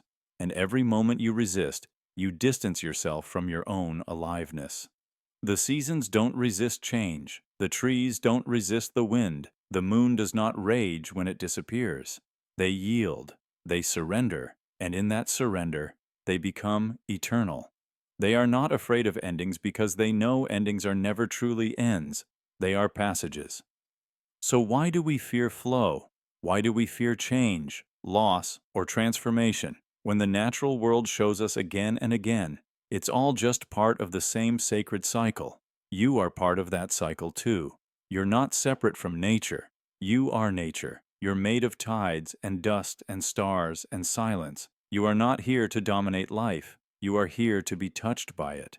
to be moved by it, to let it pass through you like wind through an open window, without needing to shut the blinds or chase the breeze. Some moments will tear you open, others will stitch you closed. Some days you'll glow with clarity, others you'll stumble through shadow. But all of it is movement. All of it is life flowing through the vessel of you. Don't block the river. Don't be the dam. Be the space it can move through. So when the next wave comes, whatever it is, joy or sorrow, confusion or clarity, rise or fall, pause, breathe, say to yourself, I am the riverbank. I am not the water. I will not grip this wave. I will let it pass. I will let life flow through me, and I will be okay. Because in the end, it's not the perfect plan or the right decision that will save you. It's your ability to stay open, to stay present, to stay fluid. Life doesn't need you to be flawless. It needs you to be available. Let life move. Let life change you. Let life be. Because what's meant for you won't need to be held by force. And what's not meant for you will never stay. No matter how tightly you hold on, you are not the river. You are the space that holds it. And in that space, there is peace. Now is all you own. The future is fiction. The past is vapor. And now, this breath, this blink, this single beat of your heart is all you truly own. We spend our lives chasing tomorrow or clinging to yesterday, but the truth is devastatingly simple. Now is the only thing that's ever real. Think about it. The past is a ghost story your brain retells with missing pieces and emotional edits. Every memory is distorted, reshaped, reframed by your current feelings and unconscious bias. The past feels real because you carry its scars, but you can't touch it. You can't change it. You can't go back. And the future? It doesn't exist yet. It's a movie trailer in your mind, stitched together from guesses, dreams, and fear. It's fantasy disguised as planning. But the present? The present is raw, undeniable. It's the moment your feet touch the floor when you get out of bed. It's the cold of the air, the weight of your body, the sound of your breath. It's the only place where life actually happens. And yet, it's the place we visit least. We're addicted to elsewhere, mentally rewinding or fast-forwarding, trying to fix something behind us or control what's ahead. But in doing so, we miss the only space where change, healing, and creation can actually occur. This one, this exact moment, the one unfolding right now. The power of now isn't poetic, it's neurological. Your brain doesn't function well when pulled in too many directions. When you ruminate on the past, you activate grief, regret, shame. When you obsess over the future, you feed anxiety and fear. But when you bring your awareness to this moment, just this moment, you return to clarity, focus, peace. That's why meditation works. It's not magic. It's training the mind to stop time traveling, to stop seeking salvation in moments that don't exist, to come back to now. But most people never stay long enough in the present to feel its strength. They dip in, get uncomfortable with the silence, and run. Because now holds truth. It reveals what's been avoided. It asks, what do you really feel right now?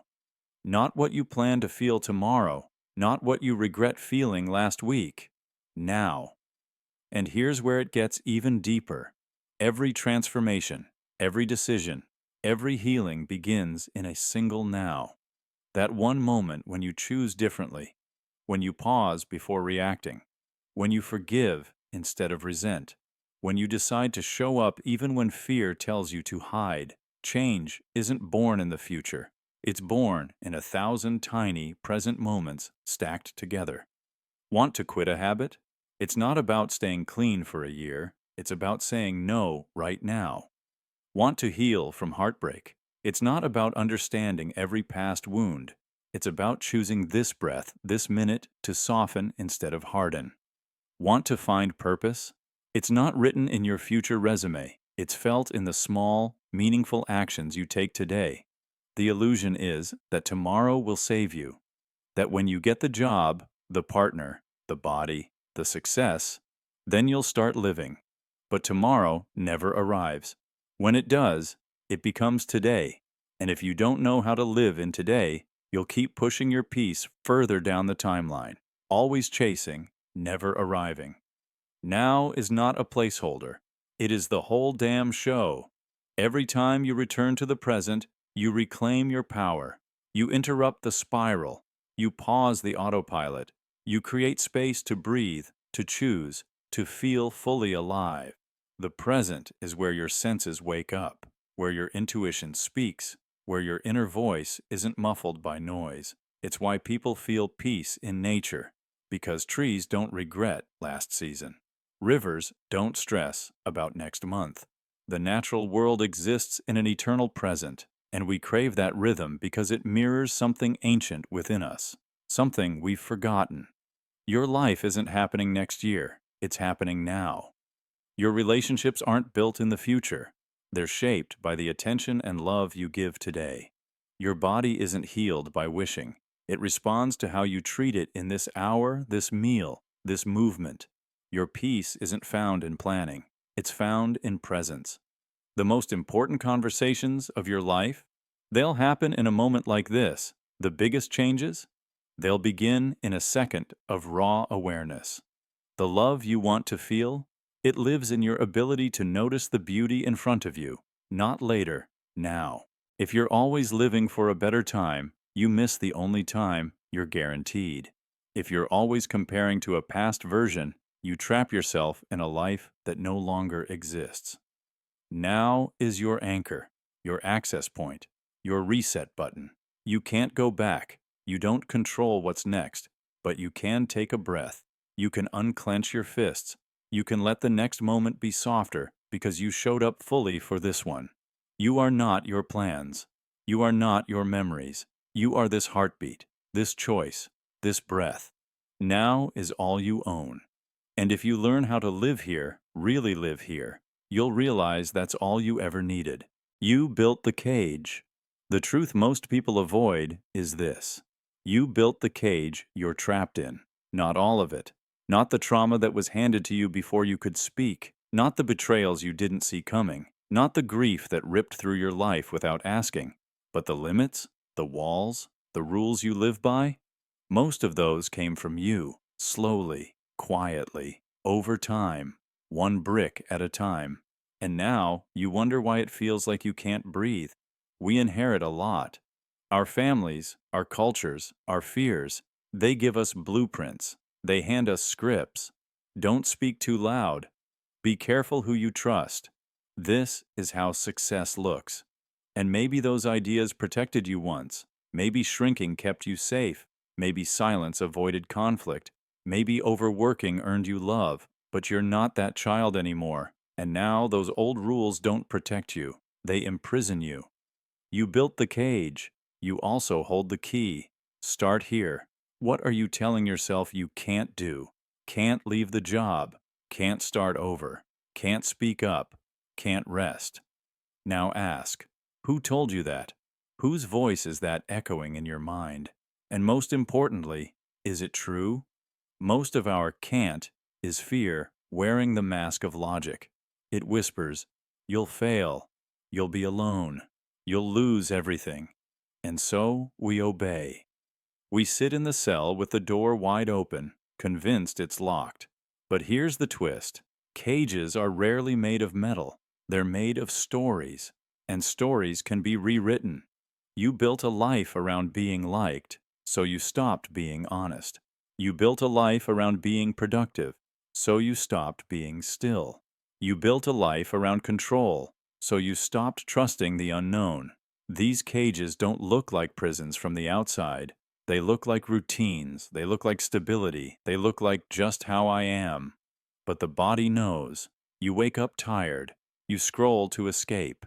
You fantasize about something more, but don't move toward it. That's the cage. And the hardest part? You've lived in it so long, you've forgotten there's a world outside. Think about how you show up in relationships. Are you always the one giving? Always the one fixing? Do you think love is something to earn, not receive? That's a cage. Or maybe your cage is ambition. Never enough, always chasing, addicted to achievement. Or maybe it's shame. The belief that if people really knew you, they'd leave. So you hide, perform, apologize for existing. Cage, cage, cage. But what if you paused? What if you asked, what if I was wrong? What if I'm more than I was taught? What if the thing I'm afraid of is freedom? Freedom is terrifying. That's why people stay behind bars. Not because they love it, but because they know it. It's familiar, predictable, no risk, but also no expansion, no magic, no becoming. The truth is, change doesn't start with action. It starts with permission. Permission to imagine something different, to admit you want more, to believe that maybe, just maybe, you deserve it. And once that spark ignites, you start noticing the blueprint you've been living by. You start seeing the walls, and you start asking if they're necessary. You hold the key, not because it's easy, not because it won't hurt, but because the only thing harder than breaking free is staying trapped in something you've outgrown.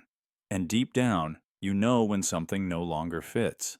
You feel it in your chest, in your bones, in the way your smile doesn't reach your eyes anymore. But here's the miracle. A cage made by the mind can be undone by the mind. You shift a belief, you make a new decision, you take a single, terrifying step toward the life that scares you and excites you at the same time. You risk being misunderstood, you risk failing, you risk being seen, but in doing so, you reclaim your life, piece by piece, breath by breath. Someone once said, "The walls we build to protect ourselves become the same walls that imprison us." Read that again. Your coping mechanisms, while once vital, are now your constraints. Your excuses, while comforting, are now your chains. But you don't need to be punished to grow. You don't need to hit rock bottom to wake up. You can choose now, right now, not to destroy your life, but to rebuild it with intention, with love, with freedom. You get to ask, what would my life look like without this cage? And the answer will terrify you, because it will demand that you become someone new. But here's the twist. It's not someone new. It's who you were before the fear, the mask, the survival mode. That version of you still exists, still waits, still whispers through the cracks. You built the cage, you hold the blueprint, and now, maybe, you're ready for the key. Open the door. Purpose isn't a destination. We spend our lives chasing it. That one thing, that one calling, that perfect role we were meant to play. They call it purpose. And somewhere along the way, we started believing that it's a place, a destination, a fixed point on the horizon that once reached will make everything make sense. But here's the truth. Purpose isn't a destination. It's not something you find. It's something you follow. Not a prize to hold, but a path you walk. We grow up thinking it's out there, somewhere in the future, just beyond reach. When I find my purpose, I'll feel whole. When I get there, I'll be enough. But that illusion keeps you running. It keeps you anxious, because no matter how many mountains you climb, how many titles you earn, how many boxes you check, it still feels just out of reach. Purpose isn't a singular moment of arrival. It's not something someone hands you with applause and fireworks. It doesn't come stamped with clarity. It comes quietly, in motion, in curiosity, in service. Purpose shows up when you're fully present in what you're doing, not when you're obsessing about where you're headed. Think of it like this. Purpose is not the summit. It's the direction your compass is pointing. You may never reach the mythical there, but if you're walking the path with intention, you're already living it. Every small action, every kind word, every hard choice that aligns with what matters to you, that is purpose. It's not about the scale of your impact. It's about the sincerity of it. A teacher may never be world famous. A nurse may never start a revolution. A janitor may never be featured in magazines. But their purpose is no less powerful, because purpose doesn't require the world to notice. It requires you to feel it, to know that what you do matters, even if only to one person, even if only to yourself. We're told to find our purpose. But maybe purpose isn't hiding. Maybe it's already within you, waiting to be activated by movement, waiting for you to stop overthinking and start engaging. You don't think your way into purpose, you live your way into it. And yes, it shifts, it evolves. The thing that lit you up at 20 might not fuel you at 40. That's not failure. That's growth. That's life recalibrating itself through you. Purpose isn't rigid. It breathes. It bends with your heartbreaks, your lessons, your wisdom. But if you cling to the idea that purpose is only one thing, one role, one grand mission, you'll miss it. You'll walk right past it while looking for the real thing. Purpose hides in the everyday, in how you treat people, in the work you do when no one's watching, in the way you show up when it's hard, in the things that call you back again and again for reasons you can't explain. The question isn't, what's my purpose? The real question is, what pulls me forward? What makes me feel more alive, more aligned, more present? What values burn in my chest when I see injustice or beauty or need? That's the trailhead. Follow it. Don't wait to understand it fully. Just move. Because purpose isn't found in reflection alone. It's found in action. You're not lost just because you haven't found your calling. You're not broken because your path looks different. You're not late. You're not behind. You're on the way. And the way is the thing. Stop looking for the finish line. Start paying attention to the footsteps. Let go of the myth that you must figure it all out now. Purpose is not a lightning strike. It's a slow unfolding, a layering of moments. You are living it every time you choose integrity over ease, every time you follow curiosity instead of fear, every time you ask, what if I just kept going? And maybe you'll change course. That's okay. The path is meant to wind. That doesn't mean you've failed. It means you're awake, alive, listening. You don't need to find the final answer. You just need to take the next honest step. Purpose isn't a title or a role. It's not the job you do or the dream you chase. It's the energy you bring to whatever you touch. It's the direction of your attention, the consistency of your care, the courage to keep walking even when the road gets quiet. So take the pressure off. Breathe. You're not supposed to know the entire map. You're just supposed to keep following the thread that feels true. That thread is your purpose. Pull it, one moment of meaning at a time. Acceptance isn't giving up. Acceptance isn't surrender. It's not a white flag. It's not the moment you quit. It's the moment you finally let go of the illusion that fighting reality will change it. It's the instant you exhale and realize resistance is not strength. It's the weight that's been holding you down. You think if you stop struggling, you'll sink. But what if it's the struggle that's been pulling you under? We've been taught that to be strong means to fight everything, to muscle through, to push, to resist, to reject what hurts. But here's the truth nobody wants to say aloud. Some things cannot be fixed. Some doors will never open. Some people won't come back. Some moments are already gone. And when we resist what is, we trap ourselves in a loop where healing can't begin, where growth has no space to bloom.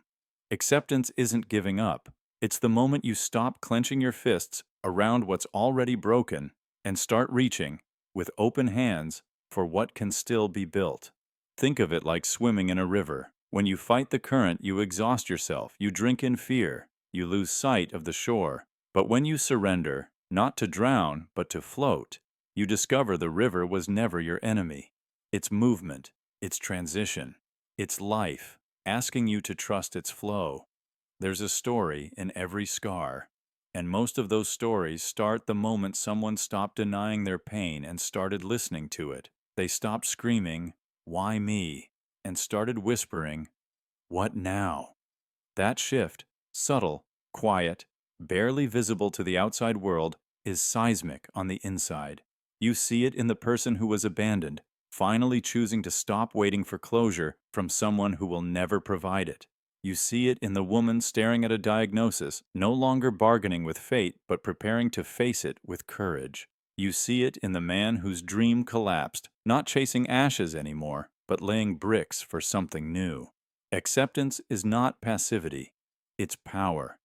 Because you can't change what you won't face. You can't heal what you deny. You can't rise while dragging the chains of should have been and could have been behind you. The pain you resist becomes the prison you live in. But the pain you accept, that becomes the soil for rebirth.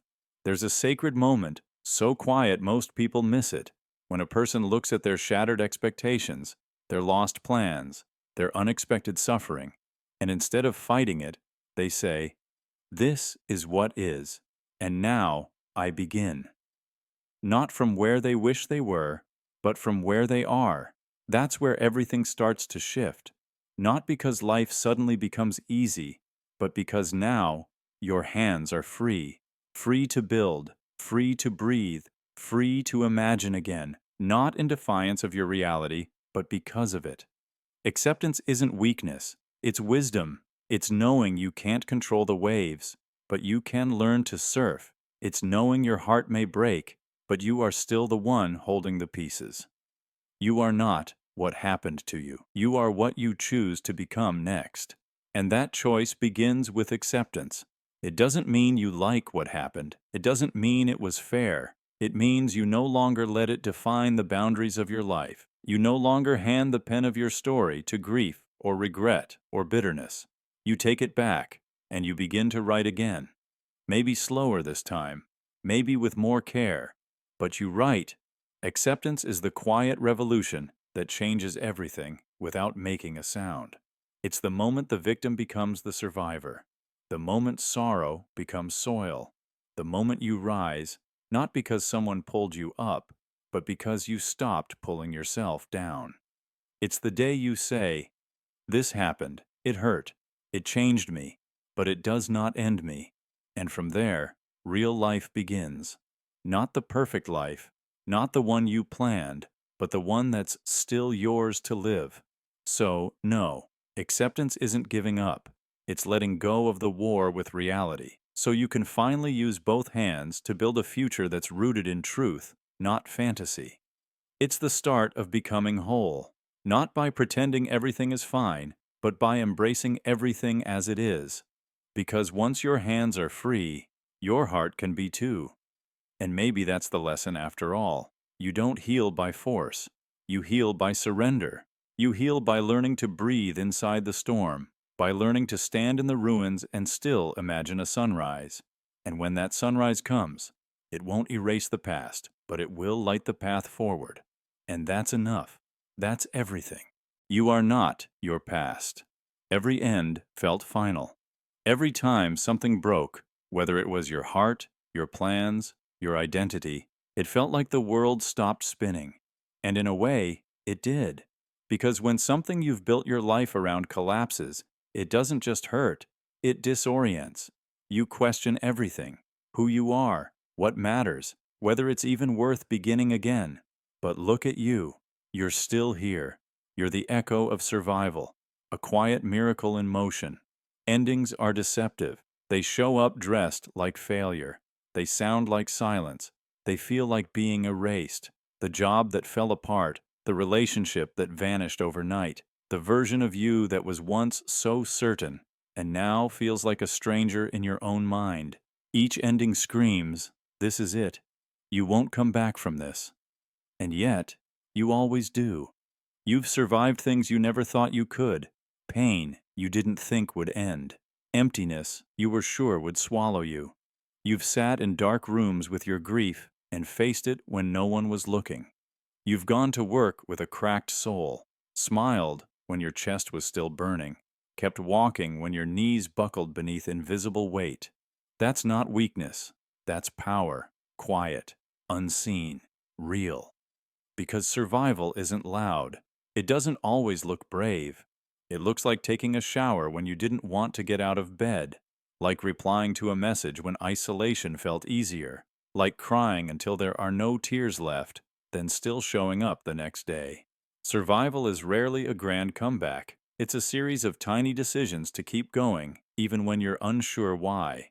And the truth is, every ending you've faced has also been a beginning in disguise, but we rarely see that in the moment. Because beginnings don't feel like new chapters. They feel like ashes, like aftermath, like confusion. They arrive without clarity or celebration. They arrive with grief still wet in your chest and questions that have no answers. But slowly, something shifts. You stop checking the door that closed. You stop rehearsing the conversation that never came. You start noticing the sky again. You catch yourself laughing. You breathe without bracing for impact. That's how beginnings truly begin, not with certainty, but with space, with room to reimagine what's next. And here's the most important part. You are not defined by what ended. You are defined by how you live after. You are the author of what begins next. You are the storyteller now, not the character trapped in someone else's script. So what will you write? Will you carry the bitterness forward, or let it compost into wisdom? Will you live cautiously or courageously? Will you rebuild using the same blueprint, or finally design a life that honors who you've become? Because endings change you. They burn away illusions. They strip down the ego. They reveal what was never real and what can no longer be denied. And in that rawness, you meet yourself. Not the polished version, the true one. The one who's seen the worst and still dares to hope. It's easy to romanticize resilience, but the truth is, healing is not always beautiful. It's messy, nonlinear, frustrating. Some days you'll feel strong. Some days you'll collapse again. That's okay. You're not failing. You're rebuilding. And every day you choose to breathe, to move, to feel again. You're succeeding in ways no one else can measure. You don't have to rush into the new. You just have to trust that something is waiting, that the universe didn't leave you behind, that your story isn't over. The fact that you're still here is proof. There's more love, more lessons, more becoming, not despite what ended, but because of it. So honor your endings, mourn them, but don't live inside them. You were not meant to stay where you broke. You were meant to rise from it. What broke you was real. But it's not the final sentence. You are the comma, the breath, the continuation. You've survived every ending, every single one. And that means you've already proven what you're capable of. You've already demonstrated a strength most people can't see. And now, the question isn't, can you begin again? It's how will you begin? With what truth? What fire? What softness? Your next chapter isn't waiting for permission. It's waiting for presence. For that moment when you say, I'm ready, not because I have it all figured out, but because I know I'm not done. Because I know something in me is still reaching, still dreaming, still alive. So yes, every end felt final. But you are still here, still breathing, still writing. And this moment, this is your pen, your page, your turn. You've survived every ending. You are not your past. And yet, how often does it creep into your present like a shadow, whispering lies, dragging old fears, dressing you in guilt that no longer fits? The past may have shaped you, carved you, even wounded you, but it does not define you. It is not the author of your next chapter. It is not your identity. It's just a story you once walked through, not a prison you're meant to die in. There's a part of us that believes the past has more power than the present, that who we were somehow outweighs who we're becoming. We replay mistakes, regrets, heartbreaks, looping them in the theater of the mind as if repetition will bring redemption. But it doesn't. All it does is anchor you in a version of yourself that doesn't exist anymore. You've changed, even if you don't feel it yet, even if it happened quietly. You are not the same person who once broke, who once begged, who once betrayed, or was betrayed. You've evolved, and that evolution deserves recognition. The pain you carry isn't just from what happened, it's from the belief that what happened still owns you. But the truth is, it doesn't. Your story is not fixed, it's fluid. With every breath, you are casting a vote for what kind of life you're choosing to build, a vote for what you believe you're worthy of, a vote for what you're ready to release, and most importantly, A vote for the person you are becoming, not the one you were. Still, we cling. We cling to the past like it's a safety blanket, even when it burns us, because the pain is familiar, because the story is known, because there's comfort in patterns, even if they're destructive. The past convinces you this is who you are, and if you're not careful, you begin to agree. You begin to repeat what hurt you through choices, relationships, thoughts. You begin to self-sabotage not because you're broken, but because you're trying to stay consistent with a story that no longer serves you.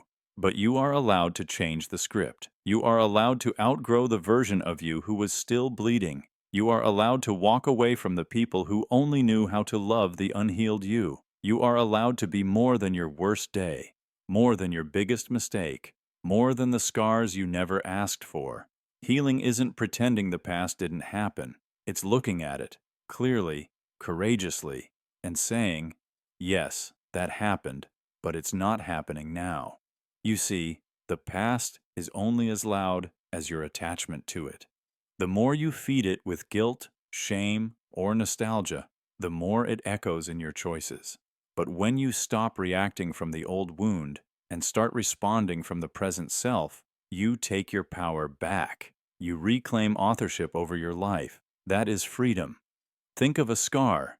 It doesn't disappear, but it stops bleeding. It stops aching. It becomes a reminder, not of pain, but of resilience.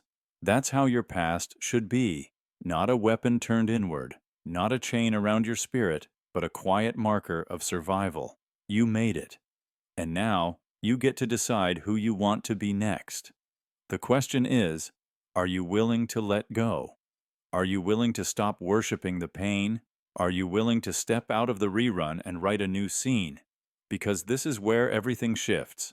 When you realize that each breath is not a punishment, it's a portal.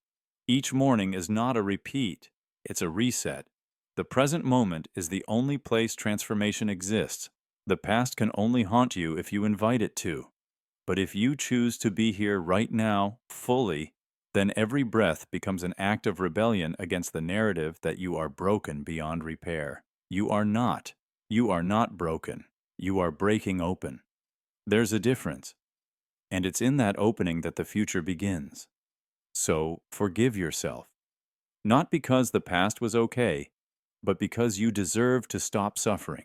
Let go of the need to prove you've changed. Let your peace be proof. Let your choices speak louder than your pain. You don't owe anyone an explanation for healing.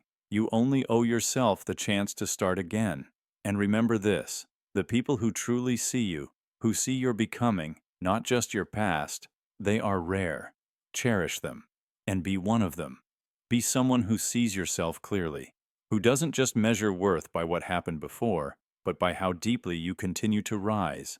You are not your past. You are the horizon stretching beyond it. You are the seed sprouting from beneath its weight. You are the author with a pen still moving. Let that be your truth. You're tied to everything, not metaphorically, not as a nice idea to comfort you on hard days, literally, energetically, universally.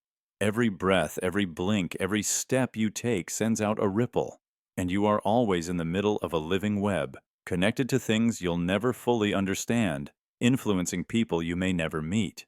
You think the missed train was a delay, but maybe it was timing. Maybe it saved your life, or led you to the conversation you needed, or gave you a glimpse of something, a graffiti message, a stranger's voice, that changed the trajectory of your thoughts. Everything is connected. You're not walking through a world of randomness. You're moving through a symphony. You just can't hear all the instruments at once. Think about it. A leaf falls in front of you. A child laughs behind you. A couple argues on the sidewalk beside you. And your mind says, that has nothing to do with me. But what if it does? What if every one of those events is weaving with you, affecting your mood, your rhythm, your story? You are a part of the scene, even if you didn't plan to be. The light shifted because you stopped to look. The dog barked because your scent passed by. The person crying on the train caught your eye and felt less alone, without a word exchanged. Invisible threads, constant, quiet. unbreakable. We live in a world that tells us to be independent, to stand alone, to chase success in isolation, to protect our space. But the deeper truth is, you've never been alone. Even in your most isolated moment, you were surrounded by signals, by echoes, by the distant vibrations of other lives touching yours in ways you couldn't see. You are the product of countless invisible influences. The smile from a stranger that lifted your spirit when you were drowning. The book a friend lent you that opened your mind. The heartbreak that cracked you open to something bigger. You think you made those choices. Maybe. But maybe those choices were made with you, co-authored by the quiet web that binds us. And it's not just people. Nature responds to you too. Ever notice how the wind picks up just as you begin to cry? How animals seem to sense your energy? How the sky seems to reflect what you feel before you can speak it? These aren't accidents, they're responses, echoes, signs that the boundary between you and the world is thinner than you believe. You are not a separate event. You are a current within a larger river. You're tied to the stars that died long before your birth, to the ancestors who whispered dreams into your bones, to the soil that holds the roots of the food you ate this morning. You are not just existing, you are weaving. And every decision you make shapes the web. The kind word you offered a stranger may have stopped them from ending their life. The art you hesitated to share might inspire someone you'll never meet. The moment you chose silence instead of rage could ripple through generations. You are powerful in ways you'll never be able to measure. And so is everyone else. The person who cut you off in traffic, they may be racing to someone they love. The person who ghosted you, they may be drowning in their own silence. The person who held the door for you, they may be carrying their own storm, but still chose kindness. You're not meant to understand it all, but you're meant to feel it. To remember that every interaction is a thread, visible or not. This is why presence matters, because everything you do hums in sync with something else. Your energy enters rooms before you speak. Your emotions shift the temperature of a conversation. Your thoughts influence your actions, which influence your future, which influence someone else's entire story. You're not just living in your own narrative, you're appearing in others, again and again. And what happens when you remember this? You start moving differently, with intention, with grace. You stop needing to be the center of the universe and start becoming a conscious part of it. You hold your anger a second longer. You smile first. You forgive faster, not because you're perfect, but because you see the thread. You respect it. You understand that your smallest act is part of something infinitely larger. There's no such thing as nothing. The missed train, the wrong turn, the delayed response. Every moment matters. Every moment builds. You don't always know how, but it's happening. Always. You are tied to the stranger across the street, to the heartbeat of the forest, to the memory of someone who thinks of you without your knowing. You're tied to your past, to your potential, to the people you've yet to meet. And that tie isn't a chain, it's a symphony, a hum, a vibration that says, you matter, not more than anyone else, but just as much, equally essential to the song. And maybe, just maybe, that's what peace is. Not control, not certainty, but the quiet acceptance that your life is humming in perfect rhythm with everything else. Even when it feels chaotic, even when you feel lost, even when you think you're alone, you're not. You are the thread, and you are the web. Fulfillment lives in simplicity. We're told that more will make us whole. More money, more success, more status, more goals to chase, more things to own, more steps to climb. But the truth no one wants to admit is this: fulfillment doesn't live in the excess. It lives in the essence. Fulfillment lives in simplicity. It's not the more that heals, it's the less that reveals. Stillness reveals what constant pursuit hides. In a world obsessed with speed, simplicity looks like surrender. We measure life by productivity, by output, by accumulation. But beneath all that noise, something quieter speaks, something older. And it whispers that what you're truly seeking isn't out there at the end of some grand journey. It's here, already within reach, not in the spotlight, but in the silence. We have forgotten how to sit with ourselves, forgotten how to find joy in the ordinary, how to appreciate what we already have before we're handed the next thing to crave. We scroll through lives faster than we can live our own, comparing, doubting, aching for more, while the present moment slips through our hands like sand. But what if peace isn't hiding in the future?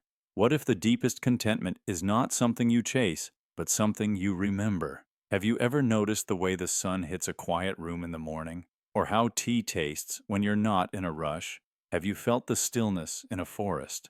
The way a single deep breath can shift your entire mood? That's simplicity. That's where fulfillment waits, not in the applause, not in the achievements, but in the space between, in the unscripted, unfiltered moments that ask nothing from you but your presence. We think we need to do more to matter, but some of the most profound lives are lived quietly. A parent who raises a child with love, a neighbor who always shows up, a stranger who offers kindness without fanfare. Their names won't be trending. Their impact won't be measured in metrics, but they are fulfilled because they have rooted themselves in what is real. Simplicity is not smallness, it's clarity. It's choosing depth over drama, focus over frenzy. It's saying no to what drains you so you can say yes to what restores you. It's learning that your soul does not need to be constantly fed. It just needs to be gently listened to. We are overstimulated and undernourished, surrounded by information, yet starving for wisdom, constantly connected, yet profoundly lonely. Simplicity invites us to return to what truly feeds us: meaningful connection, honest rest, purposeful action, moments of awe. You don't need to abandon your ambition, but you do need to ask yourself, is this pursuit aligned with my peace? Or am I running because I'm afraid to be still? Because stillness holds a mirror, and that mirror shows us what we've ignored, the exhaustion we masked with goals, the heartbreak we buried under busyness, the joy we missed while rushing past it. In stillness, truth rises. In simplicity, healing begins. And yes, it's uncomfortable at first. Slowing down feels like falling behind. But eventually, something shifts. Your nervous system softens. Your breath deepens. Your thoughts become clearer. And you begin to feel again, not just react. You begin to see what's always been there, that you don't need to keep proving your worth. You already have it. Fulfillment isn't something you earn. It's something you uncover. And often, the uncovering happens when you start letting go of perfection, of pressure, of pretending. Let go of the idea that life has to be loud to be valuable. Let go of the belief that only the extraordinary matters, because life, real life, is built in the in-between, in the rituals, in the repetition, in the rhythm of waking up, showing up, and being fully present. That's where gratitude grows. That's where peace takes root. Simplicity teaches you to see clearly, to see that enough is a powerful word, that you don't need everything to feel whole. You need the right things. And most of those right things are not things at all. They are people. They are moments. They are feelings. They are the memories you make when you're not looking for them. Fulfillment lives in the texture of life, in the smell of rain, in the warmth of a friend's voice, in the quiet pride of a job well done, in the stillness after a storm.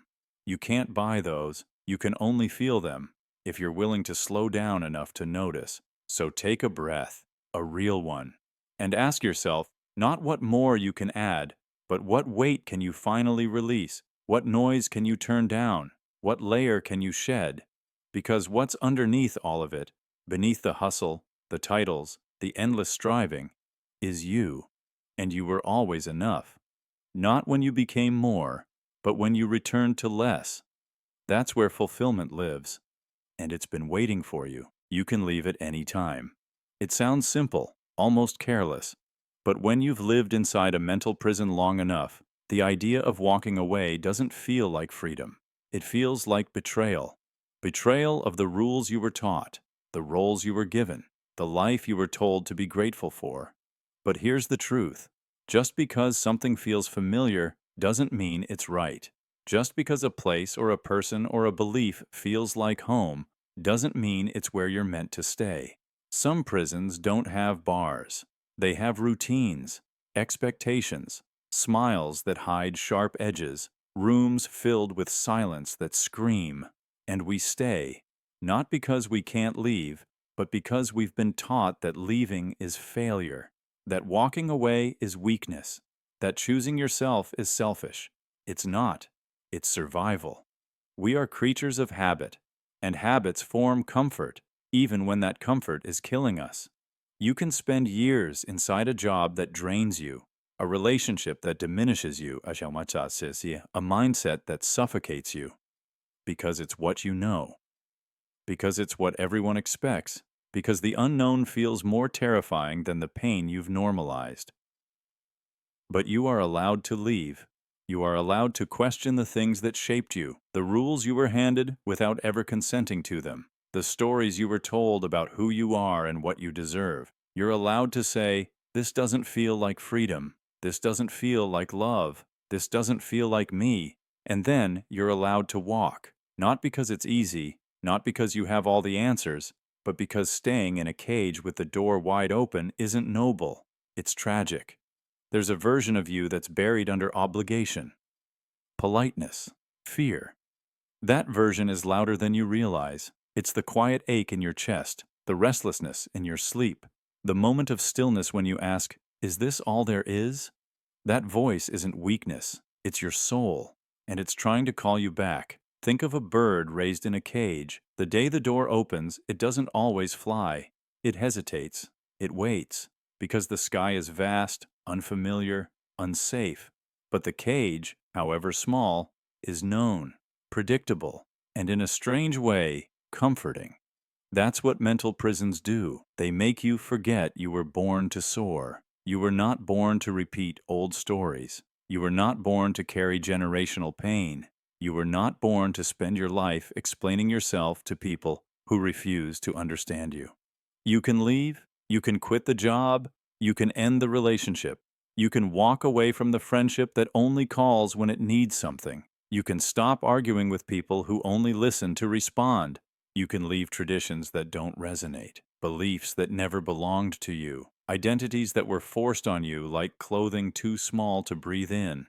And yes, it will hurt. Yes, people might not understand. Yes, fear will follow you out the door, whispering that you've made a mistake. But keep walking, because beyond that fear is space, and inside that space is you. The you that hasn't been edited for anyone else's comfort. The you that knows what peace feels like. The you that remembers what freedom tastes like. We grow up thinking we have to earn our exit, that we have to wait until it's bad enough, that we need proof, bruises, breakdowns, evidence to justify leaving. You don't. Your intuition is enough. Your unhappiness is enough. Your silent knowing is enough. We also believe that leaving means we've failed, that we didn't try hard enough, love strong enough, stay long enough. But sometimes, the bravest thing you can do is stop trying to fix what was never yours to heal. Some things aren't meant to be rebuilt. They're meant to be released. You can leave and still be kind, still be grateful, still honor what was. But gratitude should never be a leash. You can be thankful and still say, "This chapter is over," because you're not meant to be a character in someone else's story. You're meant to write your own. And if that means burning bridges to keep yourself warm, so be it. Sometimes, leaving is the beginning, not the end. It's the moment the fog starts to clear, the moment you see yourself without the distortions, the moment you realize how much weight you've been carrying, just to stay small, quiet, acceptable. But you don't have to carry it anymore. You don't have to explain your freedom to those who benefit from your captivity. You don't owe anyone your silence, your exhaustion, or your shrinking. You owe yourself truth. You owe yourself breath. You owe yourself the open sky. So whatever your prison looks like, know this. The door is open. It always has been. And you can leave at any time. Peace was always inside. You searched everywhere. You climbed mountains hoping the altitude would silence the ache. You opened books with trembling hands as if their pages held the map to your wholeness. You gave your heart to people, hoping they'd reflect the light you couldn't find in yourself. You begged the sky, the gods, the world, for peace, for just one breath of stillness in the storm of your mind. But peace was never something to find. It was something to remember. It was always inside you, quiet, patient, unwavering. It didn't vanish. You just stopped hearing it beneath the noise, beneath the pressure to become, to prove, to chase worth in places that never held it, beneath the endless striving to be more, to do more, to fix what was never broken in the first place. We grow up being taught that peace is a destination, something to earn through effort, a reward for getting it all right. Graduate, succeed, fall in love, get approval, buy the house, reach enlightenment. Maybe then, you'll feel it. But that's a lie. Peace isn't at the top of some invisible staircase. It's underneath the floor you're standing on, buried under the layers you've piled over your own soul. You ran, not because you were weak, but because you were scared. Because somewhere along the way, the world taught you that stillness was dangerous, that silence was emptiness, that being with yourself was something to avoid. So you kept moving. You filled your calendar. You performed your identity. You collected moments like currency, hoping they would buy peace. But peace can't be purchased. It can't be given. It can only be allowed. It exists in the space between the breath and the thought, in the pause before you react, in the quiet between heartbreak and healing. It lives in your body, in the way your shoulders relax when no one is demanding anything from you, in your chest when you're not trying to impress, in your hands when they aren't reaching, in your heart when it's not chasing or defending or aching for something more. You were never broken. You were simply disconnected from yourself, from that quiet inner knowing, from the part of you that has always been calm, the part that watches your chaos without being pulled into it, the part that knows you don't have to earn your place in this world. You just have to be here, fully, honestly. Peace doesn't arrive through control. It doesn't show up because your life finally became perfect. Peace arrives the moment you stop arguing with reality, the moment you accept that this breath, this version of you, this moment is enough. Not because it's ideal, but because it is, because it exists, because it's real. You searched for peace in people, hoping they would complete you. But even the most loving arms can't hold you if you abandon yourself. You searched for it in success, hoping it would validate you. But even the highest mountains feel hollow if you climb them only to escape your own silence. You searched in books, in sermons, in rituals, hoping someone else's words could rewrite your inner war. But the only voice that can end the battle is yours. You searched outward, but peace was always inward. It waited for you, not impatiently, not with shame, but like a childhood home that never locked its door, like a light that never went out, no matter how long you were gone. And maybe you had to leave to understand. Maybe you had to run far enough to see that there's no peace at the finish line. There's only exhaustion. And maybe you had to lose yourself in the noise to realize the most sacred sound is the one you hear when everything else goes quiet. Peace isn't passive. It's not numbness. It's not detachment. It's not pretending everything's fine. Peace is fierce. It's a rebellion against the voices that say you're not enough. It's a refusal to be swept away by the currents of comparison, expectation, and fear. It's a rootedness so deep that storms don't shake you, they cleanse you. You don't need to become someone else to be at peace. You don't need more time, more clarity, more answers. You just need presence. And presence isn't something you find, it's something you choose, again and again, in the tension, in the chaos, in the loneliness, especially in the loneliness. Sit with yourself, not to fix, not to improve, just to be. Feel your breath, feel your heartbeat, notice what hurts, notice what's beautiful. Don't run, Don't reach, don't rehearse, just be. And in that space, you'll hear it, the whisper of something ancient and true, the knowing that you are whole, even now. That peace isn't the reward, it's the truth, the baseline, the original setting of your soul. Peace was always inside, waiting, loving you through every false pursuit. And now, in this moment, if you're still enough, if you're honest enough, if you're brave enough to come home, you'll feel it again. Not because you found it, but because you finally stopped running from it. Let things be unfinished. Let them remain open, not in agony, not in chaos, but in acceptance. Because not all wounds close the way we want them to.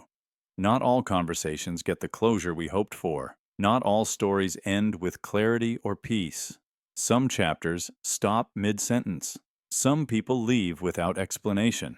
Some moments never return to be completed. And yet, healing is still possible.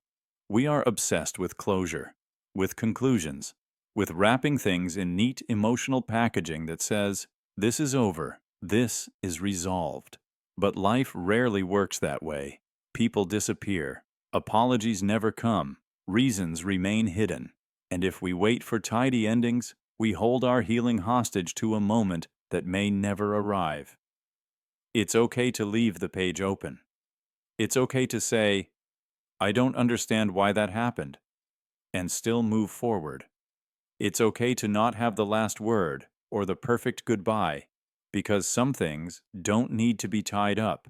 They just need to be put down. You don't need the wound to vanish to start living again. You don't need every scar explained to find peace. Sometimes, healing means learning to live around the hole, not filling it. To carry the unanswered without letting it poison your present. To coexist with the ache without letting it define your identity. Think about it. Some of the most powerful transformations in life began not in closure, but in ambiguity. A breakup with no goodbye, a death with no warning, a dream that dissolved without reason. And yet, over time, you learn to breathe again, to smile, to hold space for both the ache and the aliveness. That's not weakness. That's strength. That's maturity. That's grace. But we crave finality because it gives us the illusion of control. If I could just understand why they left, if I could just know what went wrong, if I could just hear them say they were wrong. But even if you got those answers, would it truly satisfy you? Or would it simply open more questions? The truth is, we don't really need closure. We need release. We need the willingness to stop demanding the past make sense before we allow ourselves to feel whole. Closure is external. Healing is internal. One depends on someone else. The other depends on you. And no, this isn't about denying your pain. This is about making space for it without needing to resolve it. About realizing that healing doesn't always look like resolution. Sometimes it looks like compassion for your own confusion. Sometimes it looks like letting the question hang in the air without trying to answer it. Sometimes it's just saying, that hurt, and breathing anyway. We often think, I can't move on until this makes sense. But the deeper truth is, you may never get the sense you're waiting for. And that doesn't mean you're broken. It means you're human. The world doesn't always offer explanations. It offers experience. And it's up to you to choose whether those experiences define your prison or your power. There are open loops in your life, people who left without a reason, moments that never finished, dreams that shifted form. Let them stay unfinished. Let them breathe. You don't have to close the book to keep writing new pages. You don't have to lock the door to build a new home. You don't need to stitch every wound closed to walk into the world whole. Some pain will remain a part of your inner landscape, like a river that carved through stone. But it can still be beautiful. It can still reflect light. You can still grow wildflowers at the edge of it. Healing is not perfection. It's not erasure. It's not waiting for someone to come back and say the words you needed years ago. Healing is choosing to stop needing those words to be okay. So leave the space open. Let the silence be part of the song. Let the goodbye be incomplete. Not because you gave up, but because you finally understood. You don't need closure to be free. You don't need endings to find peace. You don't need their explanation to feel whole. The page may be unfinished. The wound may still echo. The story may be unresolved. But you are not frozen. You are not incomplete. You are not stuck. You are the one turning the page, even if the ink is still wet. Let things be unfinished. Let them stay open. But let you be the one who keeps growing anyway. Meaning is chosen, not found. Meaning is not something you find, it's something you choose. That's the twist life never tells you up front. It's not hiding your purpose behind some cosmic riddle. It's not waiting for you at the end of a perfect career or inside the arms of a perfect partner. It's not some golden thread you stumble across in a moment of clarity. No, meaning doesn't come to you, it comes from you. Life hands you ingredients, not recipes. You wake up each day with a body that breathes, a mind that spins, a heart that breaks and rebuilds. You're handed moments, some painful, some beautiful, some so ordinary they feel invisible. You're given losses that hollow you out and joys that flood you with light. You're handed strangers and soulmates and strange coincidences, but none of it has meaning on its own. Not until you decide what it means. Not until you create the story. And that's both terrifying and liberating, because it means no one's coming to tell you what your life is for. There's no voice in the sky whispering your destiny. There's only the moment in front of you and your willingness to shape it. Imagine standing in a kitchen filled with ingredients. Some are sweet, some are bitter, some are sharp, some are soft. You didn't choose them all. Some were passed down to you. Some were thrown at you. Some you picked up along the way without even realizing. But the question is, what will you make from them? You could spend your life staring at the pile, cursing what you didn't get. Where's the sugar? Why is there so much salt? Why did they get the fresh fruit while I'm stuck with leftovers? And you'd be right, life isn't fair. But it's still yours to cook. And meaning? Meaning is what happens when you start creating anyway. The people who seem to have found their purpose didn't discover it fully formed. They built it. They chose it. They took their grief and made art, took their rage and sparked change, took their loneliness and created spaces for connection. They didn't wait for the universe to deliver a reason. They became the reason. Think of the teacher who never planned to teach, but stayed after school one day for a student who reminded her of herself. Think of the artist who picked up a brush just to survive a dark night and ended up painting someone else's hope. Think of the parent who grew up feeling unwanted and decided the cycle would end with them. These stories weren't handed to them. They were written, chosen, cooked. And it means you don't need clarity to begin. You don't need a perfect vision. You just need to care about something, anything, enough to act, enough to try, enough to give the moment your full attention. That's the seed. Meaning doesn't require brilliance, it requires presence. But here's the part no one tells you. Meaning can change. The purpose you choose today might not be the one you carry forever. That's okay. You're allowed to evolve. You're allowed to say, this no longer feels true, and begin again. Meaning is not a destination. It's a dialogue, a constant shifting conversation between your soul and the world. So stop asking, what am I supposed to do? And start asking, what can I create with what I have? Stop chasing purpose like it's hiding somewhere far away, and realize it's been in your hands the entire time, waiting to be chosen, shaped, lived. Even your pain has ingredients. The heartbreak that left you gasping, it taught you how deeply you love. The failure that embarrassed you, it revealed your hunger to grow. The loss that split you open, it made you feel what matters. These things aren't curses. They're raw materials. And when you stop resisting them, when you lean in, you start to cook. And maybe meaning isn't some grand answer after all. Maybe it's found in the small acts, in holding someone's hand, in showing up on days you don't feel like it, in laughing despite the weight, in telling the truth even when your voice shakes. in noticing the light through the window and letting yourself feel it. You don't have to change the world to live a meaningful life. You just have to engage with it. You just have to show up. Be real. Choose love when it's hard. Choose kindness when it's inconvenient.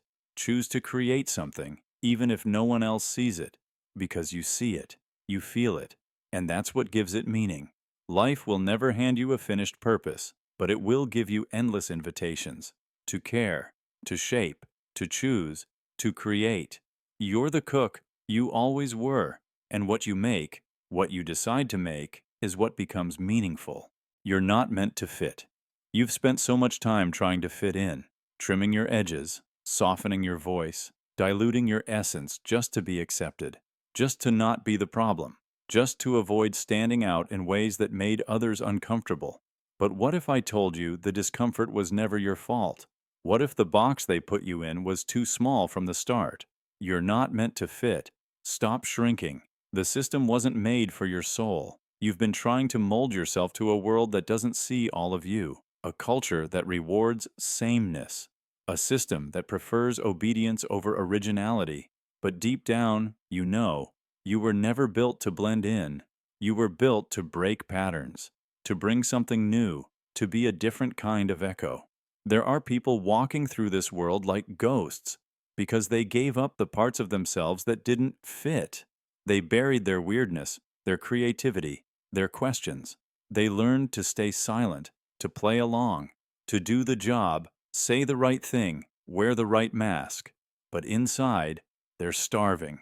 You are not here to be another cog in someone else's machine. You are not here to squeeze into a mold that flattens your spirit. If you don't fit the world, it's time to reshape your role in it. There's a voice inside you that never stopped speaking. It whispered during the meetings where you said nothing. It stirred when you watched injustice and stayed silent. It ached when you followed the path laid out for you instead of the one that lit you up. That voice is your truth. And it's not too loud. It's not too much. It's not broken. It's just different. And different is necessary. Every revolution started with someone who didn't fit.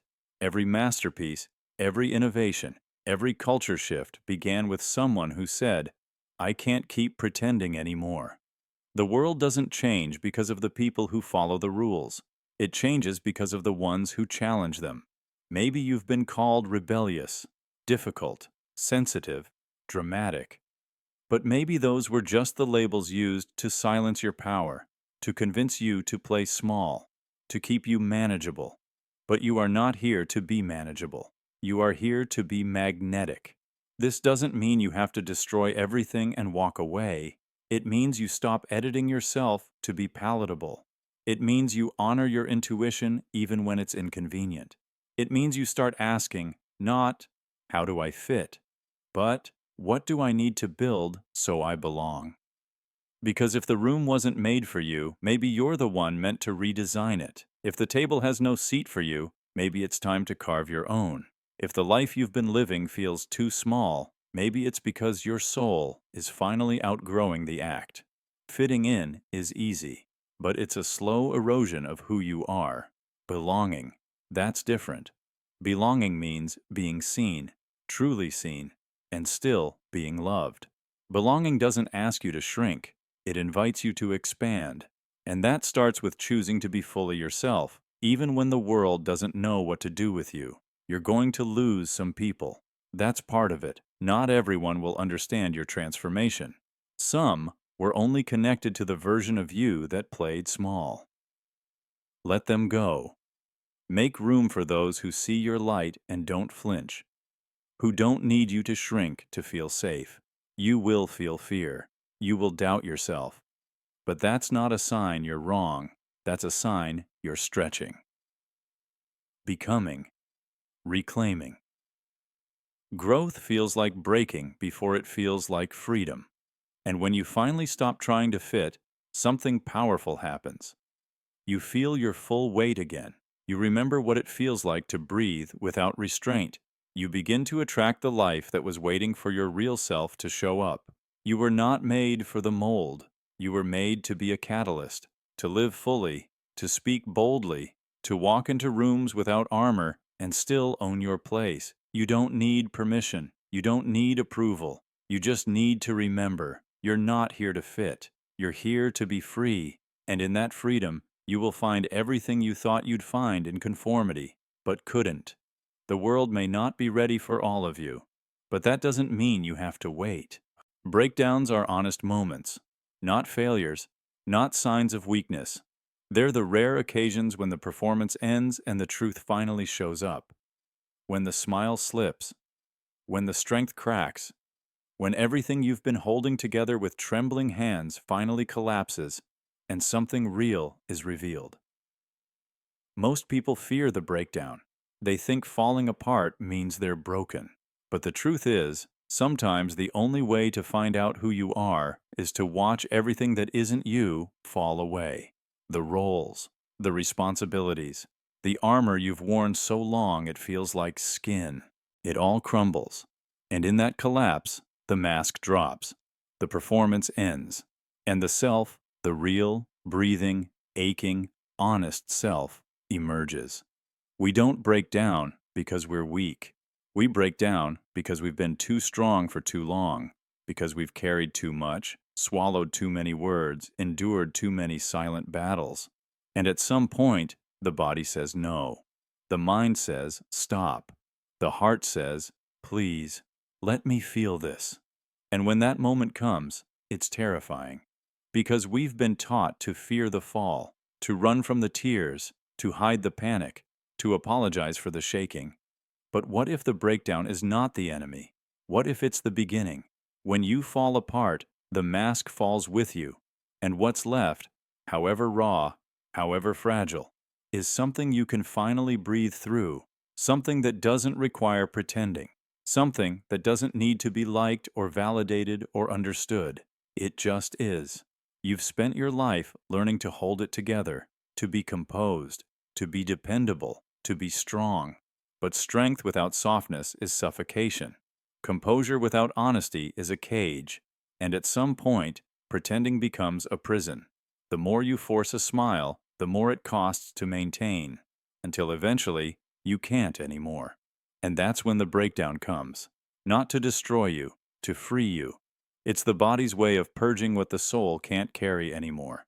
The shaking is release. The tears are truth. The silence that follows is sacred, because in that silence, something shifts. You stop lying to yourself. You stop pretending it's fine. You stop editing your pain to make it easier for others to digest. And finally, you breathe.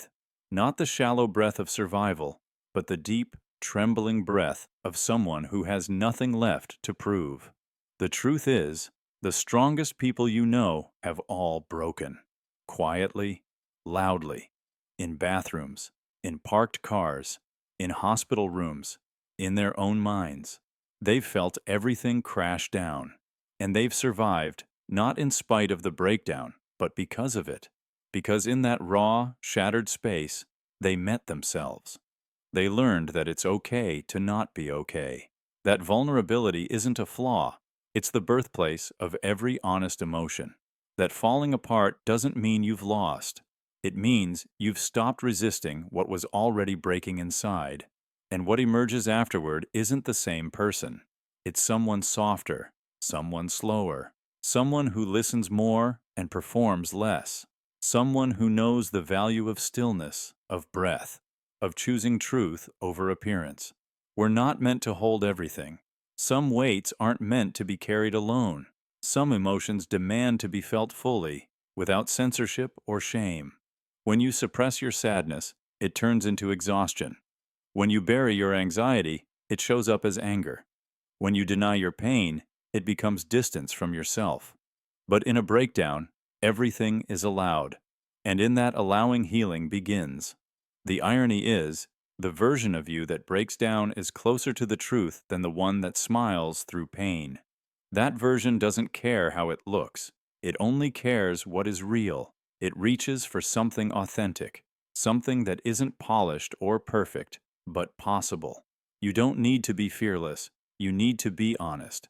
And sometimes honesty looks like collapse, like canceling plans because you can't breathe, like sobbing into the dark without knowing why. like saying, I'm not okay, and not explaining it away. That's not weakness, that's truth. And truth is the soil where real strength grows. So if you're in the middle of your breakdown, know this: you are not alone. You are not broken. You are not failing. You are releasing what was never yours to carry forever. And when it passes, because it will pass, you will be left with something beautiful. Not perfection, not certainty, but clarity. A clearer sense of who you are beneath the layers. A deeper compassion for yourself and others. A quieter voice inside that whispers, "You made it through." Breakdowns are not the end. They are an unraveling of what no longer fits. They are a death of illusion and a birth of authenticity.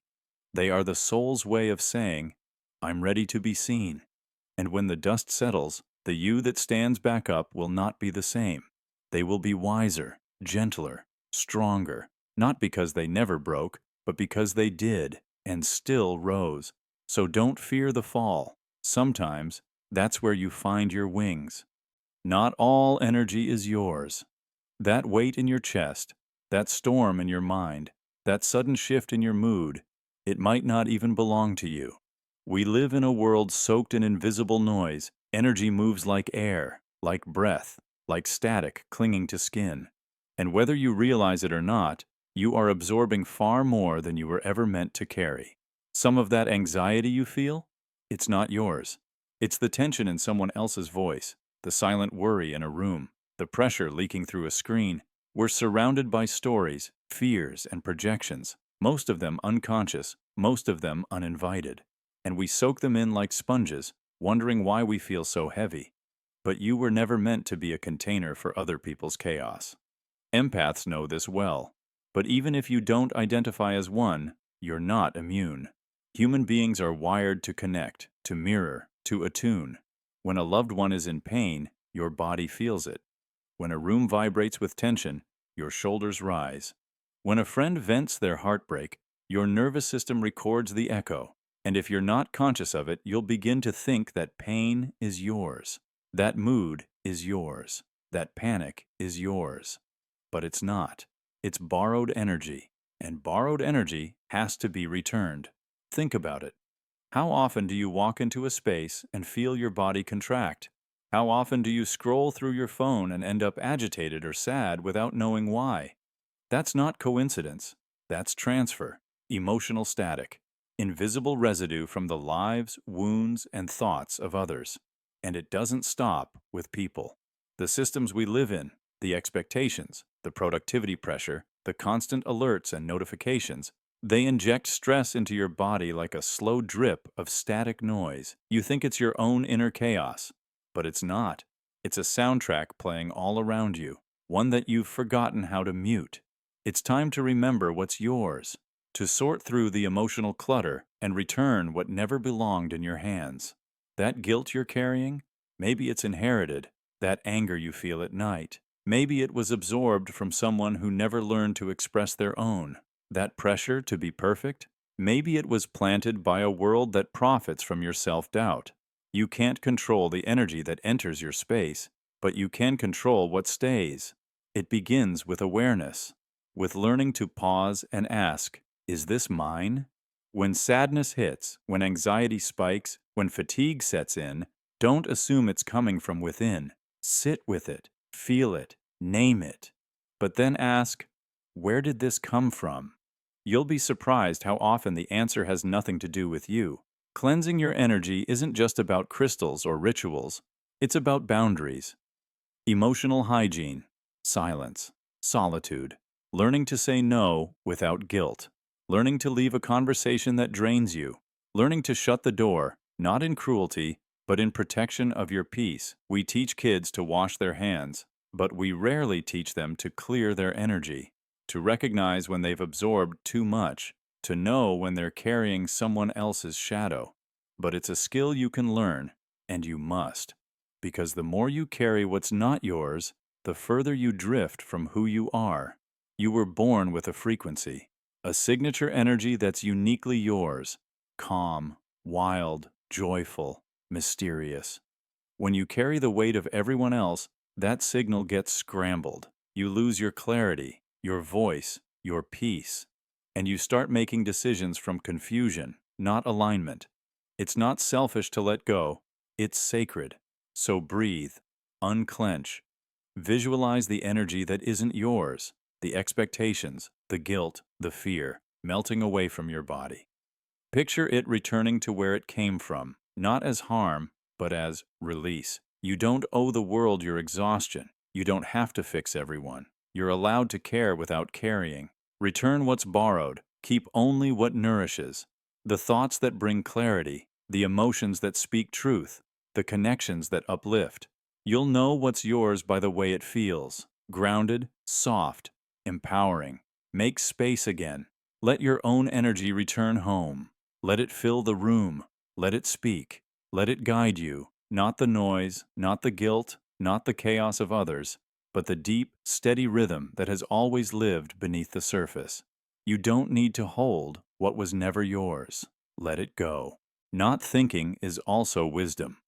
It may sound counterintuitive in a world that glorifies endless thought, calculation, and problem solving. But there is a quiet intelligence, an ancient embodied truth that does not arrive through force. It emerges when the noise stops. When you stop gripping the thought, when you allow space for insight to rise, not be dragged out. Overthinking is not clarity, it is control in disguise. And sometimes, the wisest thing you can do is not think at all. We overthink because we fear, we want certainty, we want answers now, we want to prevent regret. So we run the simulation over and over. We dissect words, replay moments, forecast disasters, bargain with possibilities. But thought, when untethered from presence, becomes a cage. It loops, it exhausts, it doesn't solve, it spirals. And the irony is, the more we think, the further we drift from knowing. Because real wisdom, true, intuitive clarity, doesn't always come through effort. It comes through stillness, through silence, through letting the dust settle in the mind until what's true becomes visible without force. Have you ever noticed how the best ideas come in the shower, on a walk, in the calm moments when you're not trying to think at all? That's not coincidence. That's the brain resting just enough to allow the subconscious to surface. Insight blooms when there's space, and space only arrives when thinking steps aside. Overthinking is the mind's desperate attempt to stay in control. But wisdom doesn't operate on control. It operates on trust. It flows when you trust that not every question demands an immediate answer, that not every feeling needs a solution, that not every moment must be turned into meaning. Sometimes, the greatest intelligence lies in not doing, in not chasing, in not thinking. Rest is not laziness. Rest is intelligence. It's the body's way of recalibrating. It's the nervous system's way of telling you, we've done enough, let's receive now. But in a culture that equates thinking with productivity and rest with weakness, we've forgotten how to surrender. We've mistaken the busy mind for the wise mind. But they are not the same. A busy mind reacts. A wise mind responds. A busy mind clutches. A wise mind releases. A busy mind chases answers. A wise mind allows answers to come.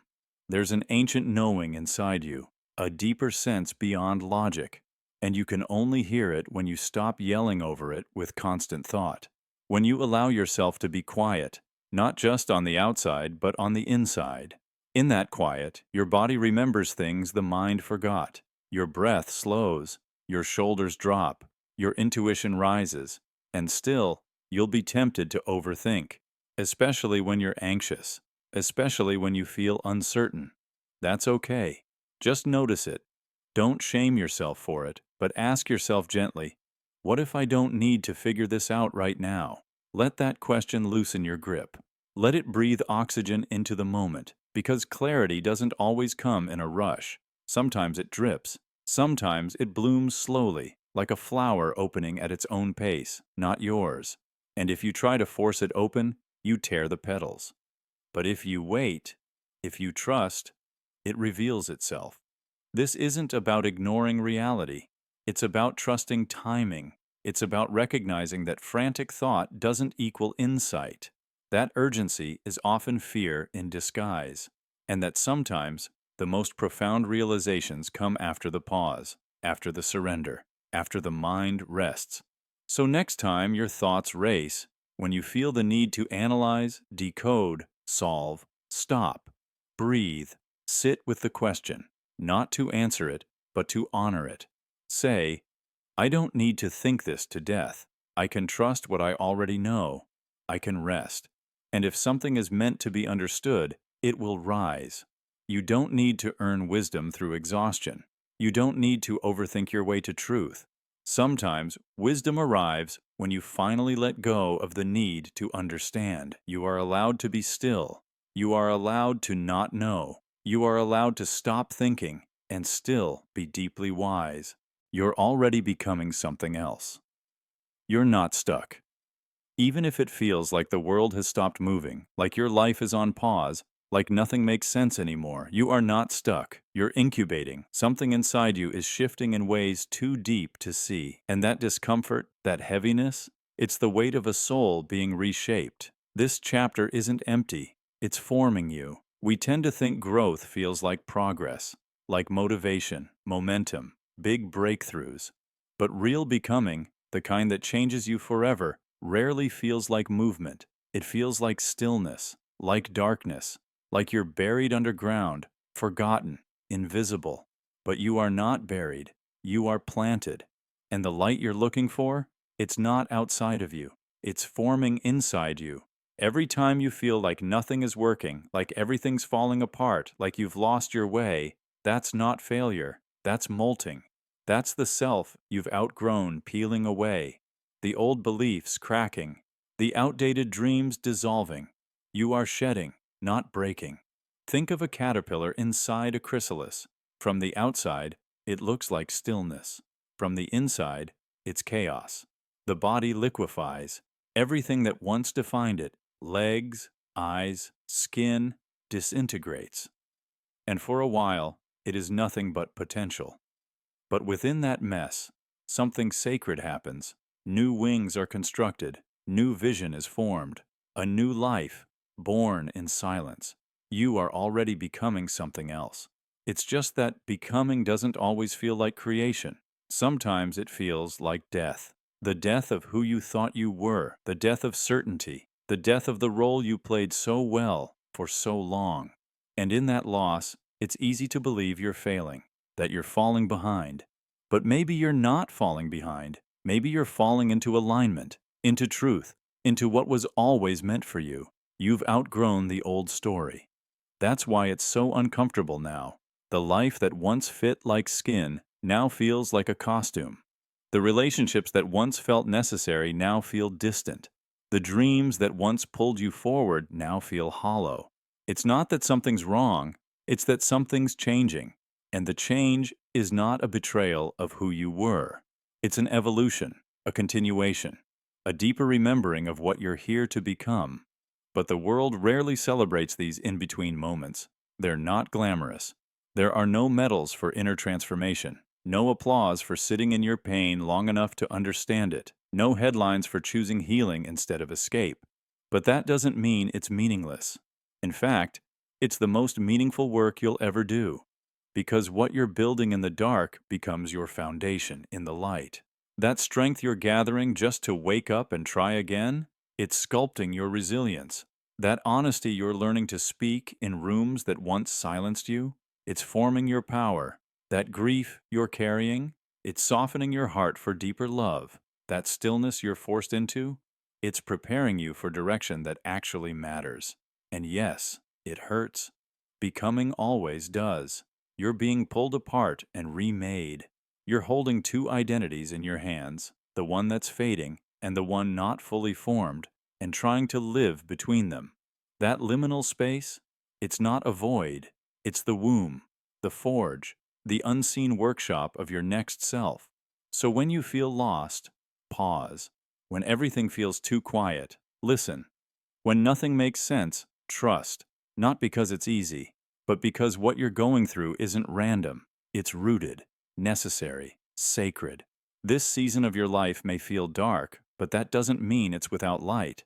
The light is there, it's just not outside of you. It's building within, quietly, powerfully, patiently, and soon it will rise, not as a spotlight from the world, but as a glow from within your chest, your choices, your presence. You're already becoming something else. And one day soon, you'll look back on this moment and see it for what it really was. Not a breakdown, not a failure, not a lost year, but a transformation, a necessary darkness that taught you how to become your own light. Pain holds the hidden door. Pain is not the end. It's the invitation.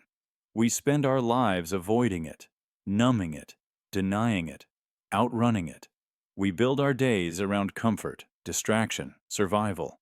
But pain doesn't go away just because we pretend it's not there.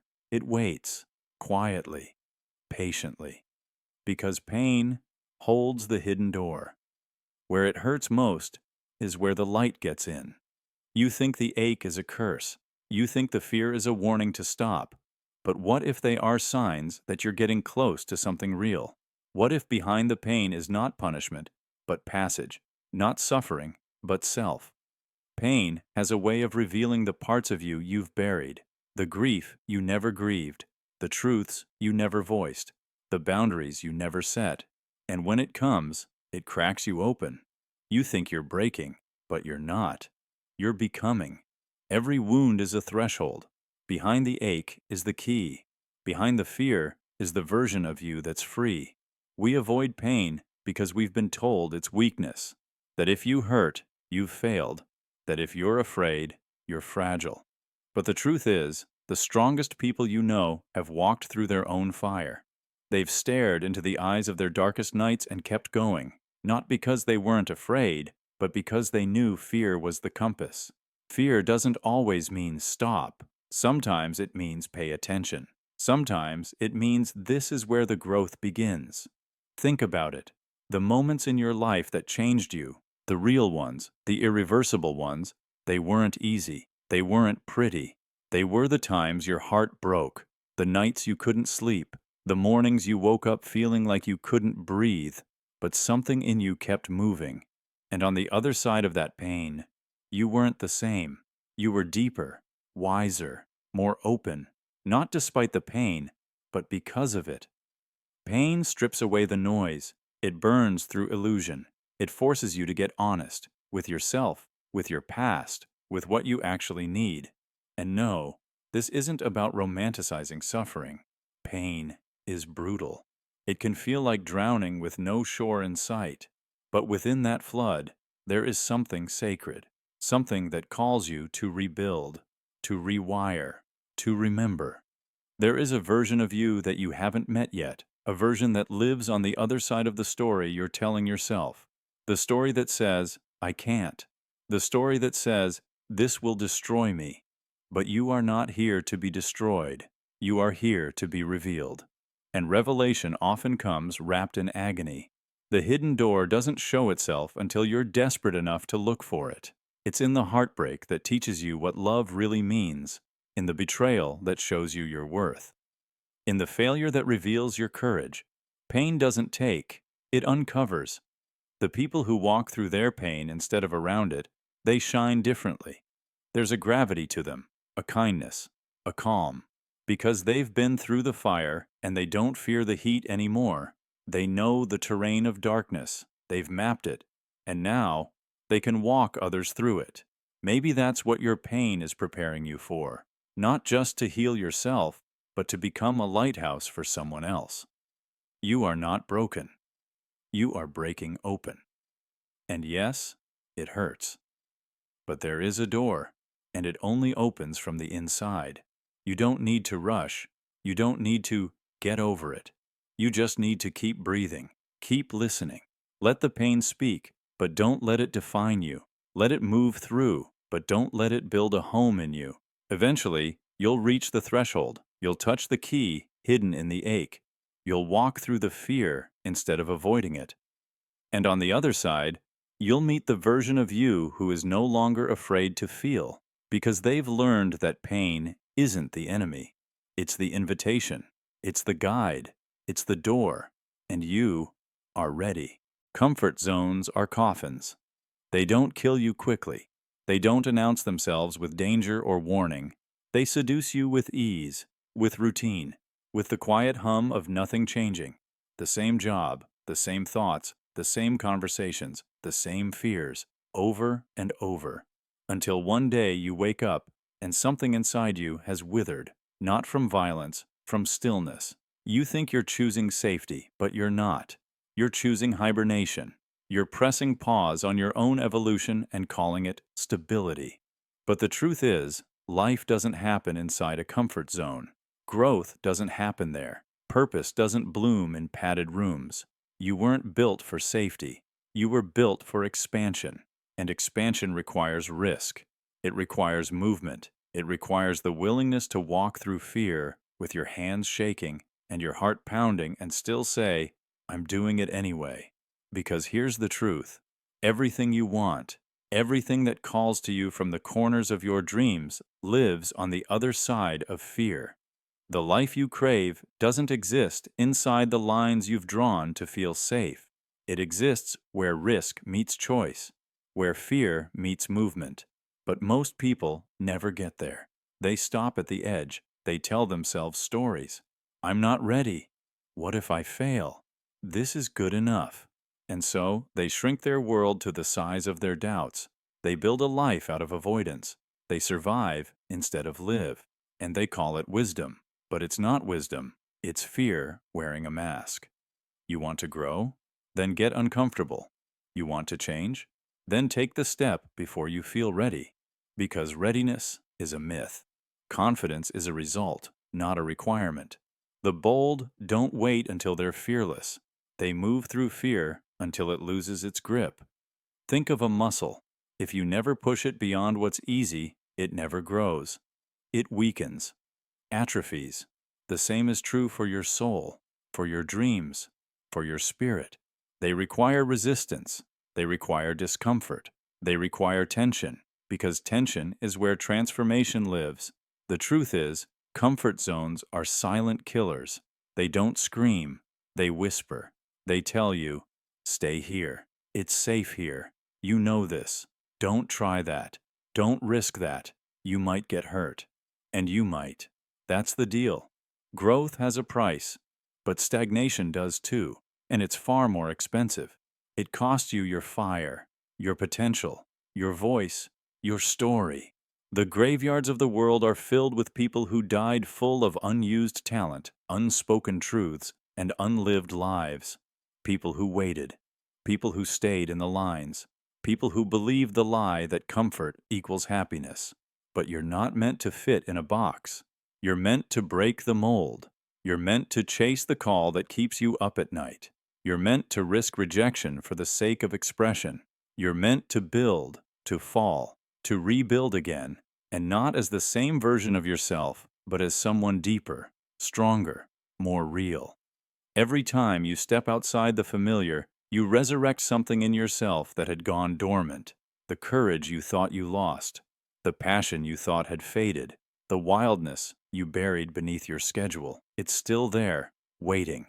And it wakes up the moment you choose movement over maintenance. Let them call you reckless. Let them say you're too much. Let them not understand. They don't have to. They're not the ones who will live with the regret of a quiet death. You are. So trade safety for stretch. Trade security for substance. Trade fear for fire. Even if it burns you. Especially if it burns you. Because there is something sacred in the burn. Something cleansing. Something reborn. Your comfort zone is not your home. It's your waiting room. And you've been here long enough. It's time to move, to leap, to fail if you must. But fail forward. Fail loud. Fail knowing you chose courage over comfort. Because that's where life begins. Not in the perfect plan, but in the imperfect action. Not in safety, but in the shaking step into the unknown. Comfort zones are coffins, and you were never meant to be buried alive. You created the mask, not out of deceit, but out of survival. out of the aching human need to belong. You learned early on that your raw self wasn't always welcome. So you shaped yourself. You adjusted the volume of your voice. You softened your opinions. You hid your sadness. You became the version of yourself that the world seemed to want. And it worked for a while. You were praised for being agreeable, liked for being predictable, rewarded for being easy to understand. But over time, the mask didn't feel like protection anymore. It started to feel like a cage. You weren't wearing it, it was wearing you. And the longer you kept it on, the harder it became to remember who you were underneath. The mask is subtle. It doesn't announce itself. It looks like the smile you wear when you're falling apart, the laughter that hides exhaustion, the charm that conceals your confusion, the confidence that's really just practiced performance. It's the role you play at work, in your family, even with your friends, where you become what others expect instead of what you actually feel. At first, it's armor. It keeps you safe. But eventually, it suffocates. Because the more you perform, the more disconnected you become from your truth. You start to believe the act. You forget your own boundaries. Your emotions go quiet. Your needs get buried. You become fluent in pleasing and terrified of disappointing.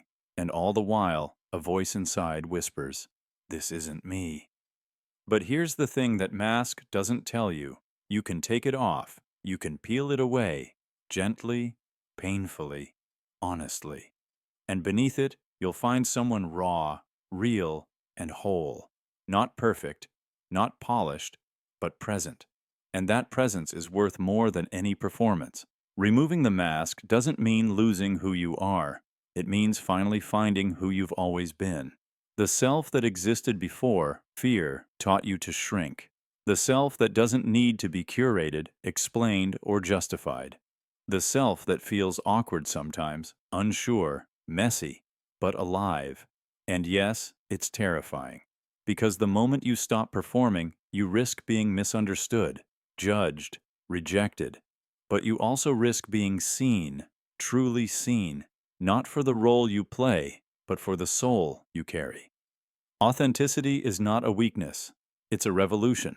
It's choosing honesty over approval, depth over decoration, connection over applause. But it's a slow undoing. You won't take off the mask all at once. You'll remove it in layers, in moments, in conversations where you say, "Actually, I'm not okay," in relationships where you dare to disagree, in quiet spaces where you let your silence speak louder than your performance. And in doing so, something miraculous happens. You begin to attract people who recognize you, not the mask. People who feel like exhale, like ease. People who don't need you to be anything but real. And you begin to feel safe, not because you're performing well, but because you're no longer pretending. The world taught you that being fully yourself was dangerous, that to be accepted, you had to edit. But that was never the truth. That was just the story of people who hadn't yet removed their own masks. Their discomfort isn't your responsibility. Your truth is not too much. Your voice is not too loud. Your presence is not too complicated. And you are not a role. You are not a resume, not a label, not a filtered version of yourself designed to please a crowd that doesn't even see you. You are a soul, and souls don't need scripts. So take a breath. Begin the unmasking. Not to prove anything, but to return home, to live in your own skin, to speak your own language, to remember what it feels like to belong to yourself. Yes, it's vulnerable. Yes, some people will leave. But those who stay, they'll know you. And that is worth more than all the applause in the world. You created the mask, and you can uncreate it. You can dissolve the performance. You can choose truth, because who you are, beneath the layers, is not only enough. It's the whole reason you're here. Which line changed you tonight?